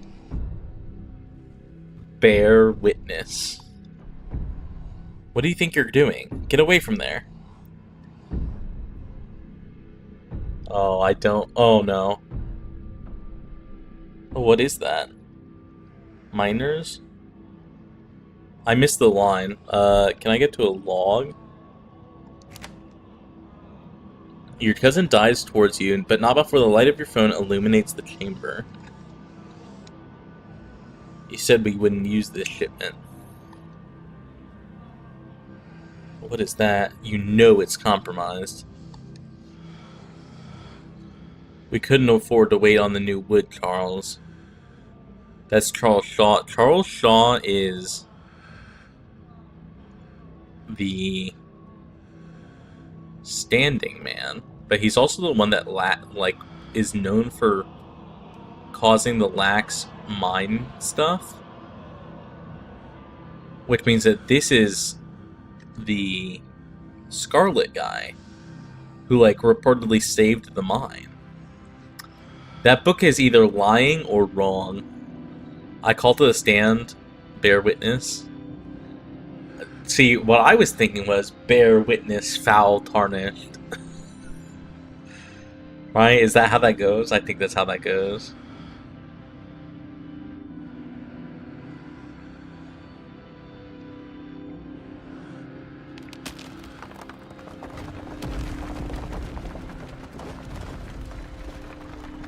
It's still sturdy enough. It'll get the job done.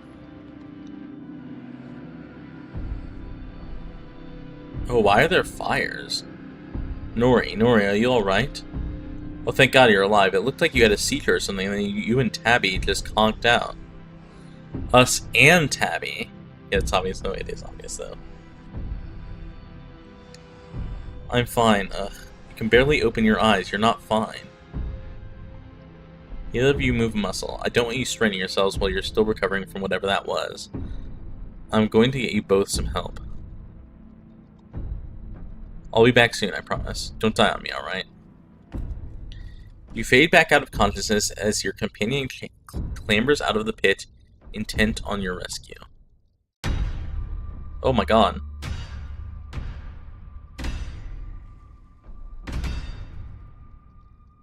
What is happening?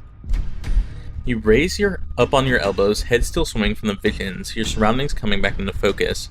Your head throbs as the knocking continues, now magnitudes more intense than ever. Through it, you once again hear the panicked voices of bickering teenagers echoing down the storm corridors. Becca, you're just getting almost more lost. It's this way. If you're so sure, then why don't you just leave? I can't believe I let Alexis talk me into inviting you in the first place. Becca is such a bad person who thinks she's in charge, but she just doesn't know what she's doing. It's a very teenager thing. Becca, I'm just trying to help. I said go. Okay, I will. Alexis, you don't have to go with her. You know that, right? Pick a side, Alexis. I'm sure Becca knows where we're going. She wouldn't just lie. Sorry, Rosalina. These fucking kids. The increasingly desperate voices of the teens are drowned out by the thunderous knocking. You can practically feel the ground shake beneath you. You can almost see the walls vibrate with the intensity of the hellish sound. God, that knocking is not helping my headache. What the hell just happened? Both of us were shown the dark truth of this place. The sins that were committed, the deaths that followed. There's gotta be fumes or something down here. It's an old mine. These places are death traps. We probably just hallucinated. You literally gaslighting me. How can you be so sure? Look, this kind of thing happens in mines sometimes, especially when there's bad ventilation. Stop being weird, we're leaving. Rosalina appears in the passageway to your left, out of breath but teary-eyed. I'm so sorry I snuck off them like that. I just wanted Alexis to think I'm cool. Gaslighting is great. It is great, it's just not the time. Also, I think this makes sense.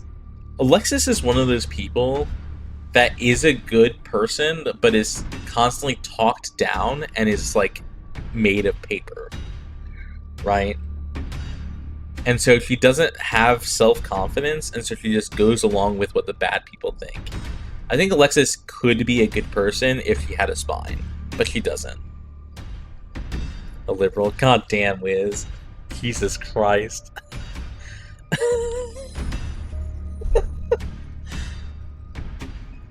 I mean, you're right, but... Sorry, my beer is talking. It's true, though. I mean, Wiz is 1000% correct. But... Jesus. It makes me sad that we don't have better. There's no better option.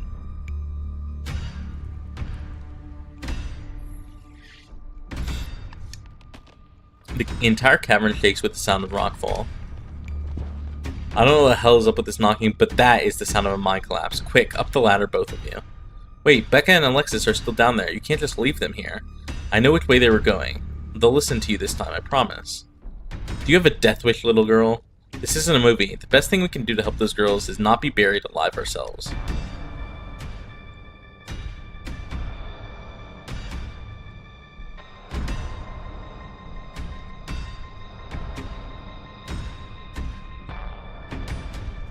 Oh my god.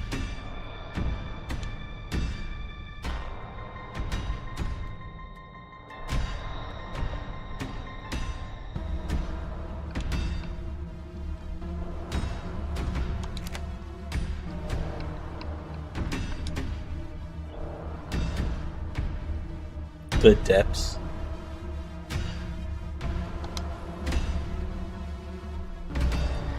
Yeah, for sure. If we leave them, they're definitely dead. If we don't leave them, we might be dead.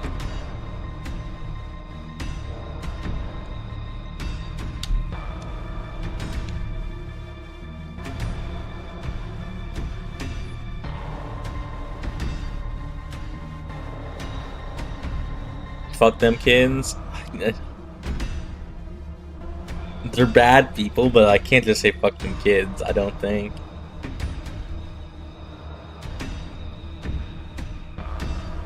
They're just kids, though? What do you mean they're just kids, though?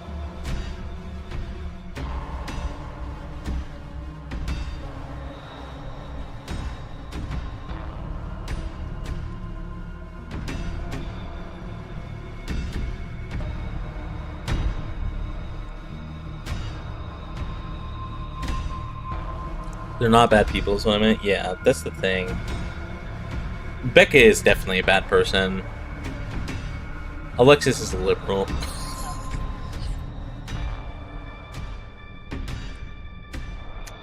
Becca may be a good person eventually, but she's definitely not right now. I'm sorry, I cannot just leave them. Okay, let's do this. Nori, don't do this to me. They're kids, Tabitha. I'm not gonna leave them down here.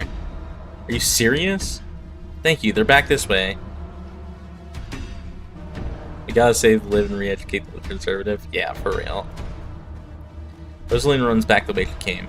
Follow her.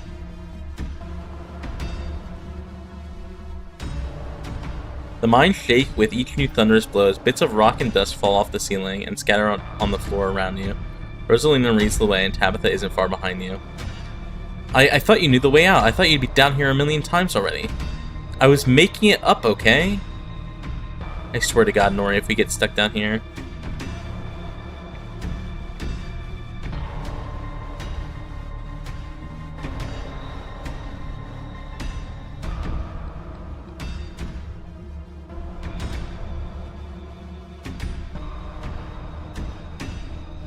I'm glad you decided to come along. You won't regret it.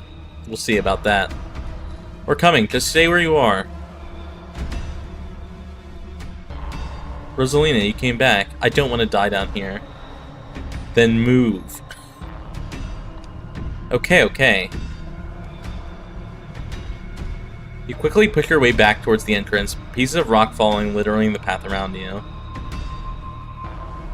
All of you start climbing. Now. Once the last teen is up, Tabitha grabs on the ladder and starts climbing. Tabitha, my fucking goat, letting the kids go first. Hell yeah. I love Tabitha to death. Tabitha, we are here for you 100% of the way. Climb out of the pit. She's great. Yeah, she really is. You follow suit and start climbing. This way, come on. Your cousin moves with the kind of swiftness you'd expect from someone who spent her entire life working in and around coal mines. Why couldn't you just listen to someone other than yourself, Becca? I'm sorry, okay? God. You bitch forward, bringing your burning muscles giving way to pure adrenaline. To your horror, you can see cracks starting to form on the walls of the tunnel. Come on, we gotta go faster. We're almost there, I can see the entrance. Your surroundings quake and the mine collapses around you. God, I hope we fucking live. Holy shit. Oh my god.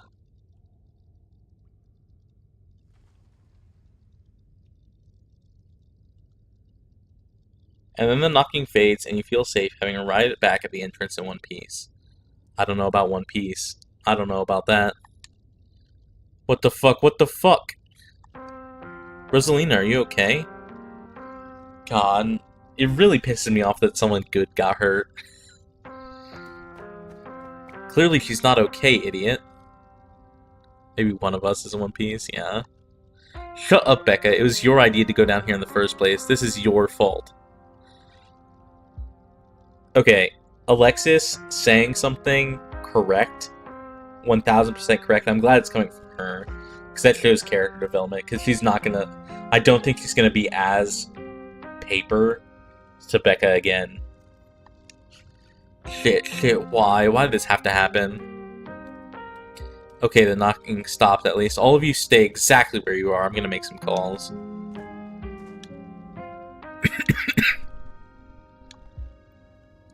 This really hurts.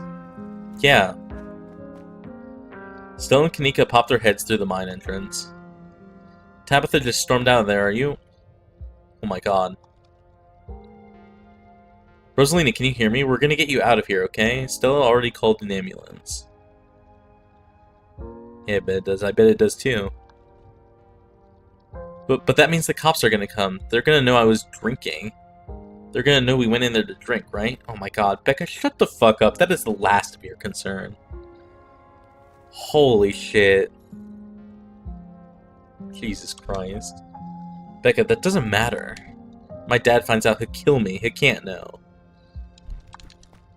God, I hate this kid. I do too. Becca squirms through the gap in the boards and scampers away. She just fucking leaves Rosalina here. What a piece of dog shit.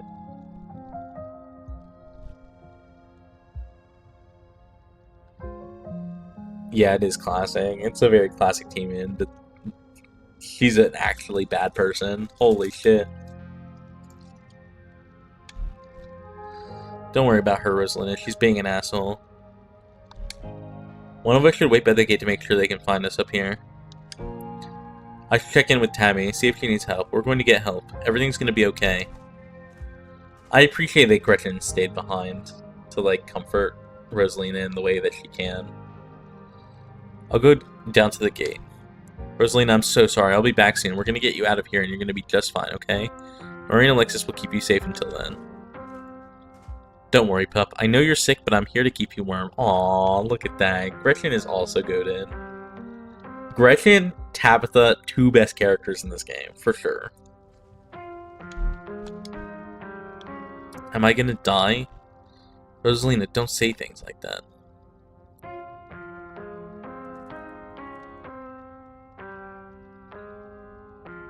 Yeah, I know your life is in danger, but I can't get in trouble. It's accurate.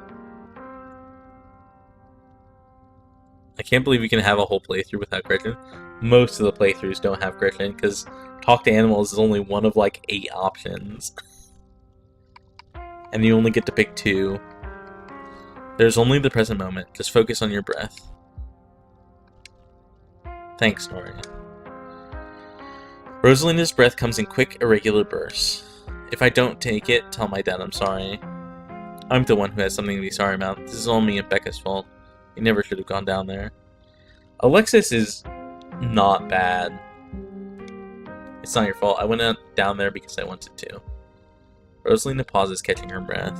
Thank you, Nori. I'm glad everyone else made it out okay. Couldn't have done it without your help.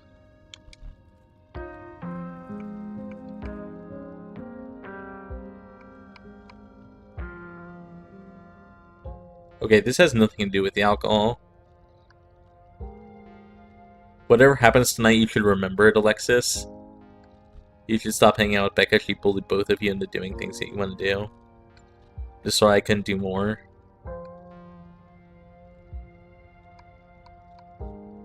I want to say, like, all of these things. Except the alcohol one.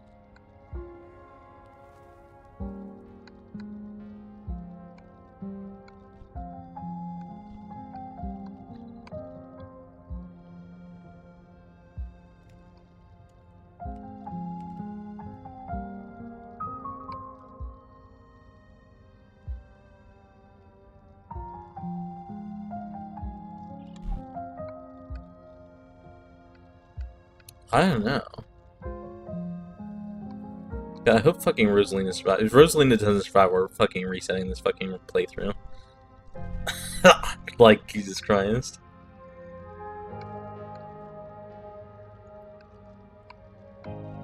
I'm just gonna say I'm just sorry I couldn't do more. I think these kids understand that Becca's a bad person at this point.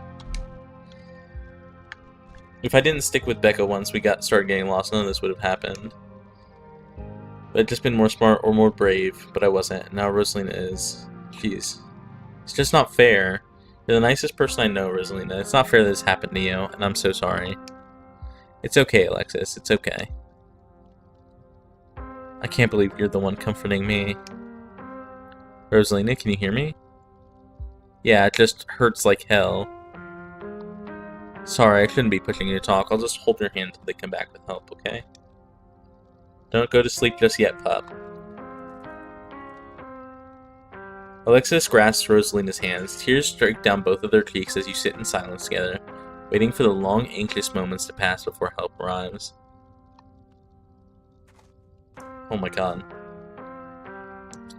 Some of my men are on the way with rock lifts. We'll get you out of there soon.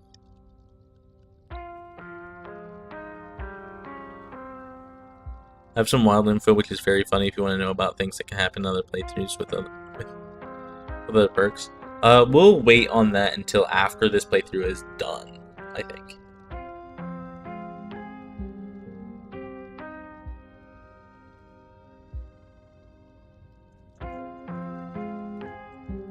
Yeah.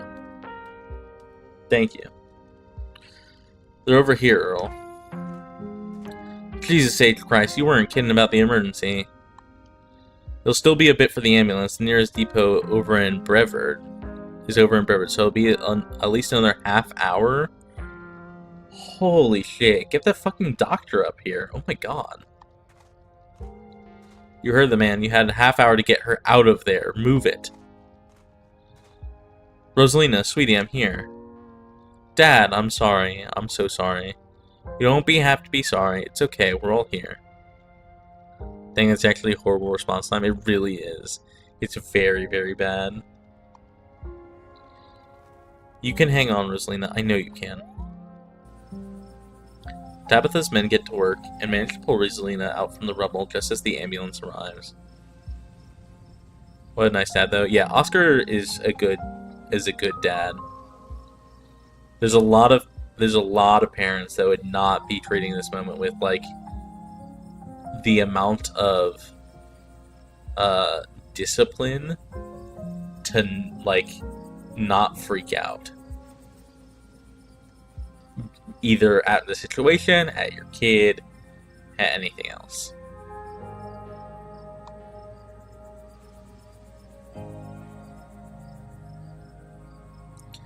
So I'm afraid there's no space in the back. What do you mean there's no space in the back? What do you mean I can't ride with her? You're better off driving behind us. We're headed to Brevard, so it's quite a ways. That's insane. That should not be a thing. It doesn't matter what the ambulance looks like. They should have room for at least a passenger in almost every scenario, I'm imagining. Like, what the fuck is in the back that they can't bring one person? She's going to be okay. She's going to make it, right? Please, God. Yes, sir. I promise her we're going to do everything we can to keep her stable. Her vitals are looking good. Yeah, it's definitely BS. It's definitely BS. Rosalina, my poor baby. I'll be there as fast as I can. Okay? I promise you, you won't be alone. I love you, Dad. The paramedics load Rosalina into the back of the ambulance and drive off. Oscar approaches you off to the side as the police talk to Tabitha and her men. What the hell happened in there?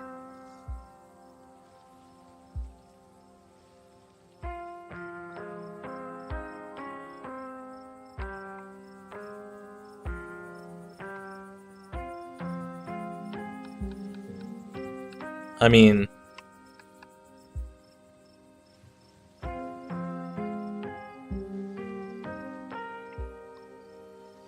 it's like this seems real. I don't know if I should be saying something like that in this kind of situation. Oscar, I'm so sorry. It's okay, it's okay. At least nobody died. What happened, though? Okay, now maybe I can. After saying you're sorry to the dad, like, maybe. Ominous, but not helpful. What Nori is trying to say is that Tommyknockers brought down the mine. I can't believe they're actually real. But I got some audio of them knocking on my phone. They must have been furious that we went down there. Doesn't matter what caused it. I'm just sorry it happened, Oscar. It is all my fault. She's been so angry with me. If I'd just been able to provide more stability, she wouldn't be doing things like this, putting herself in danger. I'm sure she thinks that I'm making up things up about our house being haunted.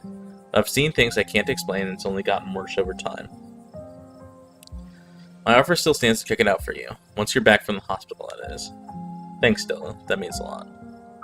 I've got to go. Mr. Gutierrez? Is it okay if I come too? I want to be there for her. Of course, Alexis. It'll be good for her to see a friendly face. Oscar is a good man. And Alexis is a good friend. Although, I assume she's letting her family know. The two of them head over to Oscar's car and drive off.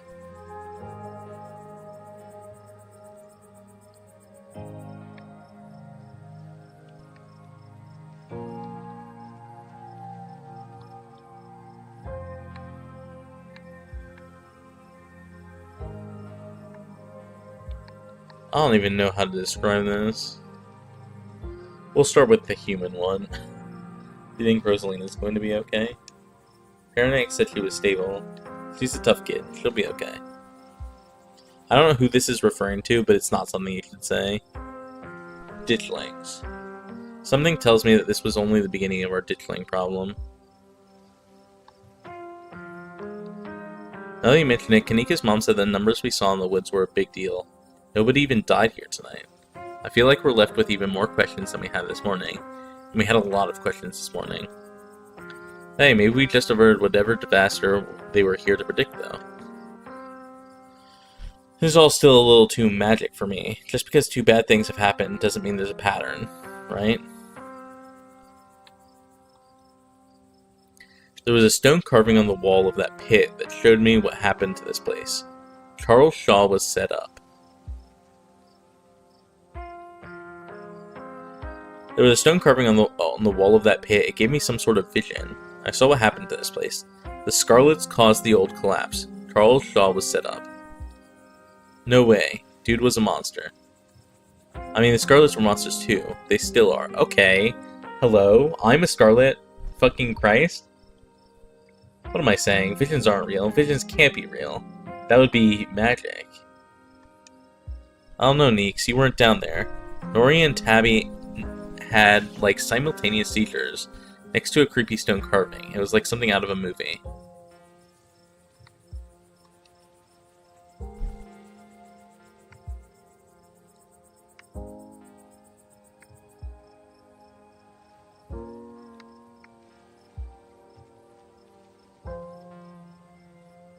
You and Tabitha just went into a classroom mind to save some kids. Literally true. Like, Jesus Christ. Everything that happened down there was centered around that main chamber, where I saw that carving.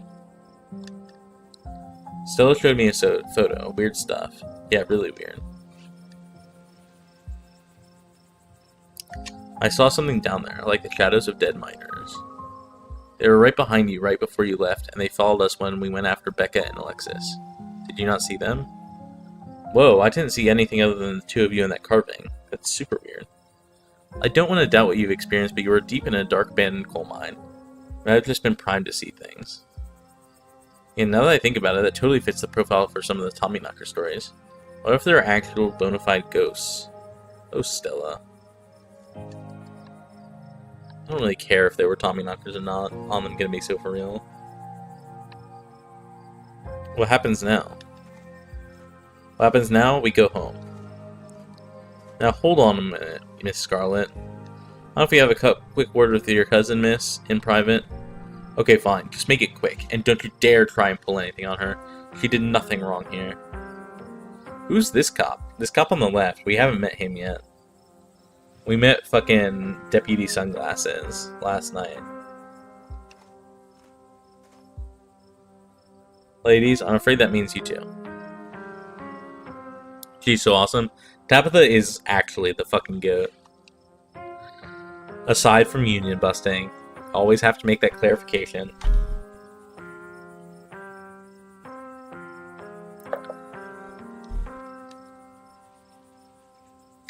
Don't you need to talk to us? We witnessed this too. Oh sure, but that can wait. We know where to find y'all. I can fix her. Whiz. What a coincidence, running into you 2 nights in a row. This is my colleague, Deputy Derrickson. Pleased to meet you, Nori. Apologies for my absence yesterday. It was my special bowling night, you see. A man has to have his me time. Oh my god, you two. Shut the fuck up. I was briefed on the events of last night, even though we're still not sure what went on could be considered a crime. Duke has been missing since then, though we found neither hide nor hair of him. Could be he's just on an extended hunting trip. It wouldn't be the first time he's done something like that. I was told the footage showed up his supposed body, but he couldn't get that camera working, so no current way to confirm until we track him down. Oh, they never found him.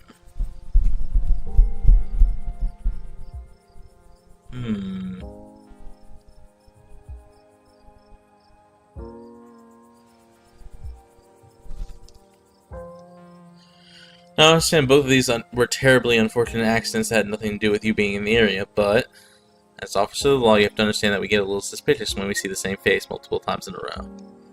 And we have to ask, what exactly were you doing, were these teenagers doing in a shuttered mine owned by your family? Why were you down there with them?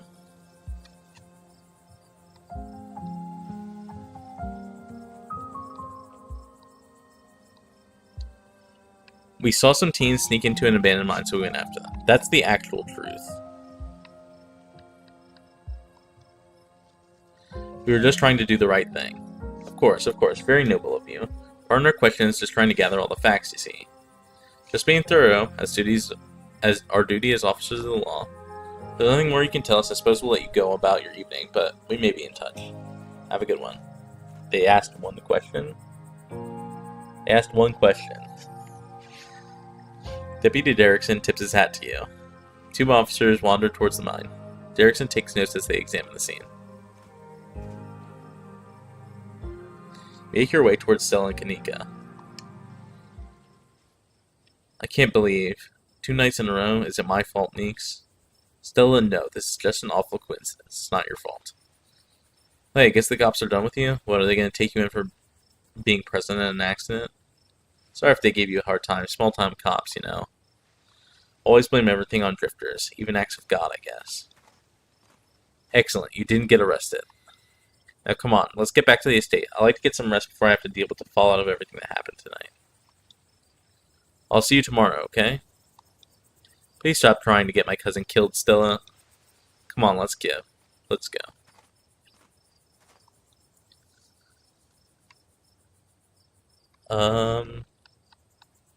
I'll text you when we're back.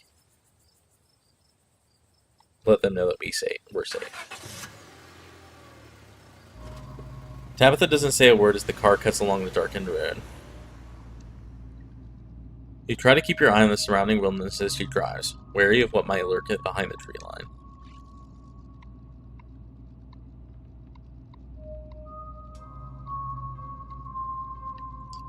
I'm not gonna lie, now does not really seem like the time for conversation.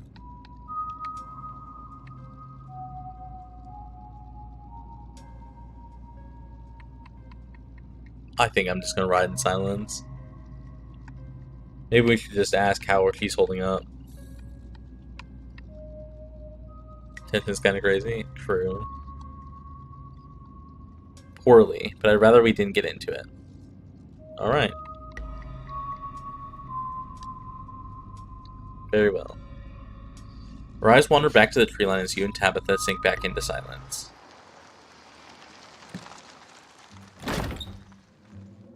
Once again, you cross the threshold into the estate, the musty stench of the decaying mansion greeting you with its undertones of mildew and wood rot. Well, this day was a lot more stressful than it needed to be, and I'm sure it's the precursor to a horrifically stressful week. I'm going to bed. I suggest you do the same. Thanks for calling me about those kids, by the way. It was unexpected. Aw. Tabitha's so good. She's so good. You should have waited for me. I'm too tired to argue. I'll see you in the morning.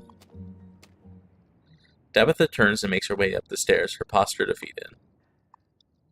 You head to your room to turn in. You collapse in Tabitha's dusty guest bed as your head empty of thoughts. After your time in the Shaw mine, you barely even notice the dust. Your fun booze is on the table.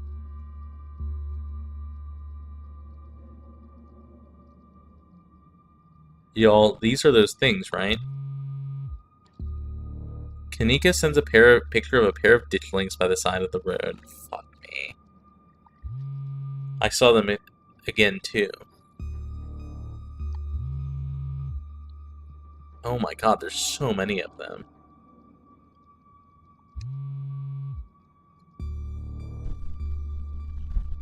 What the fuck? These things are definitely not hairless monkeys or raccoons or whatever. I don't know what the hell they are. I guess there's more to them being here than the mine collapse. No way I'm sleeping tonight. Think about looking at your guest bedroom, but at this point you're too exhausted to leave your bed. The adrenaline from this evening is finally wearing off, replaced by a creeping exhaustion that threatens to overwhelm you. We didn't text them back. I would love to text them back. Please let me text them back like we said we would. Fucking game. Your limbs feel heavy, your eyelids slipping down over your eyes even as you stare down the ominous pictures on your phone. If it weren't for the pit of dread balling in your stomach, you would almost feel comfortable as you settle in between the covers, your tired bones sinking into the decrepit mattress. Impossible, I'm afraid. Like, the game gave us the option to say we would text them back, and then, like, didn't give us the option, and it pisses me off. Like, let me follow through on what I say. Like, we have the ability.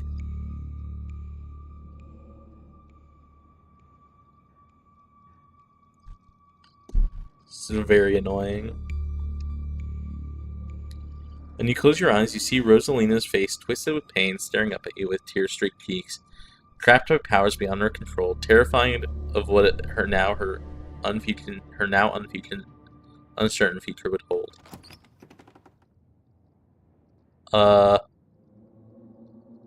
Your eyes shoot back open, your heart pounding as the door to your room swings open. Oh my god. Fro. Just the cat. It's always just the cat.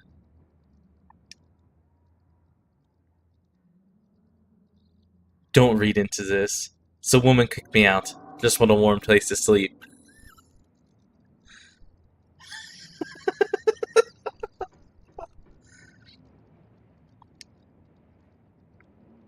It is nice to see another living being, even one as unfriendly as Tabitha's cat. The comfort of her presence sets your mind at ease, and you finally slip into deep sleep.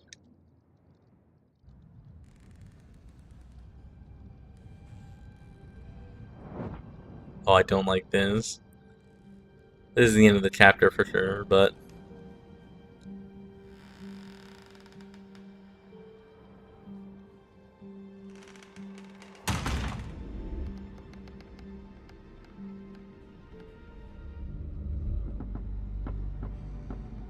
Oh, I don't like this. Into the basement.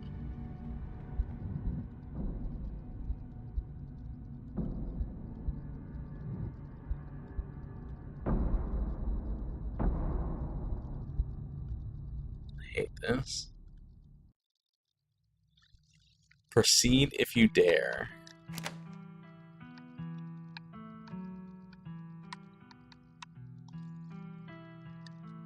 Alright, chapter 2 done. We'll do chapter 3 next week. It takes about 4 hours to get through a chapter.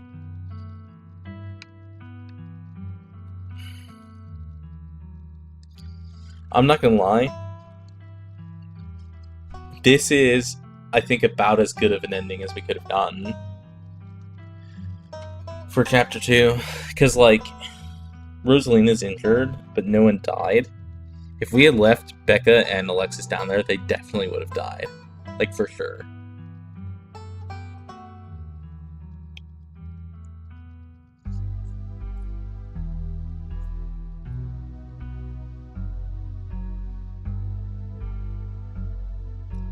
I don't know, I'm just thinking. I don't like this game. This game is spooky. I could do without spooky.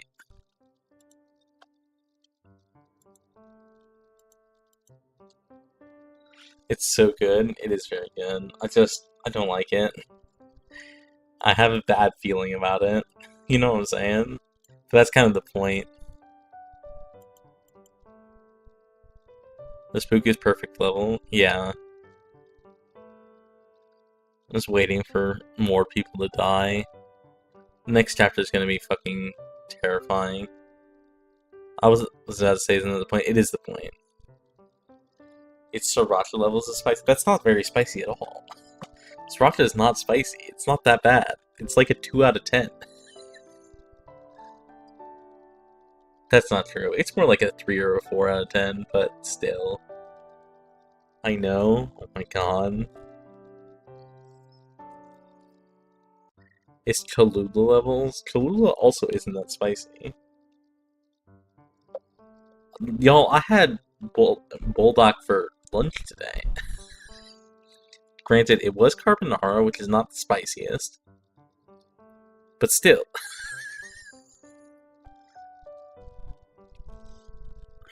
Frank's Red Mid. Oh my god. Pigeon.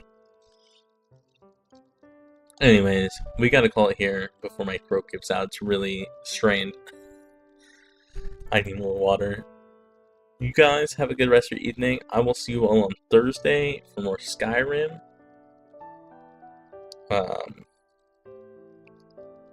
I'm gonna see if I can't make money and buy the house. If not, we will just do the DLC.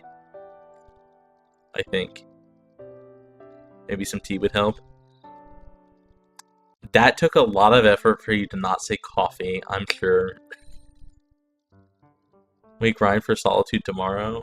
Should we be grinding for Solitude tomorrow? I don't stream tomorrow, but maybe we could.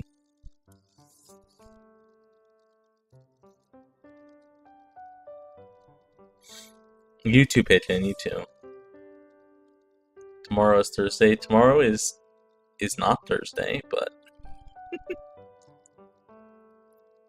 because I am delirious. Okay, well, anyways, thank you all for coming. I will see you on Thursday. And you all have a good rest of your night. Good night, good night, good night. Bye-bye. Bye-bye. Jesus, that game is fucking terrifying. I don't like it. Good night.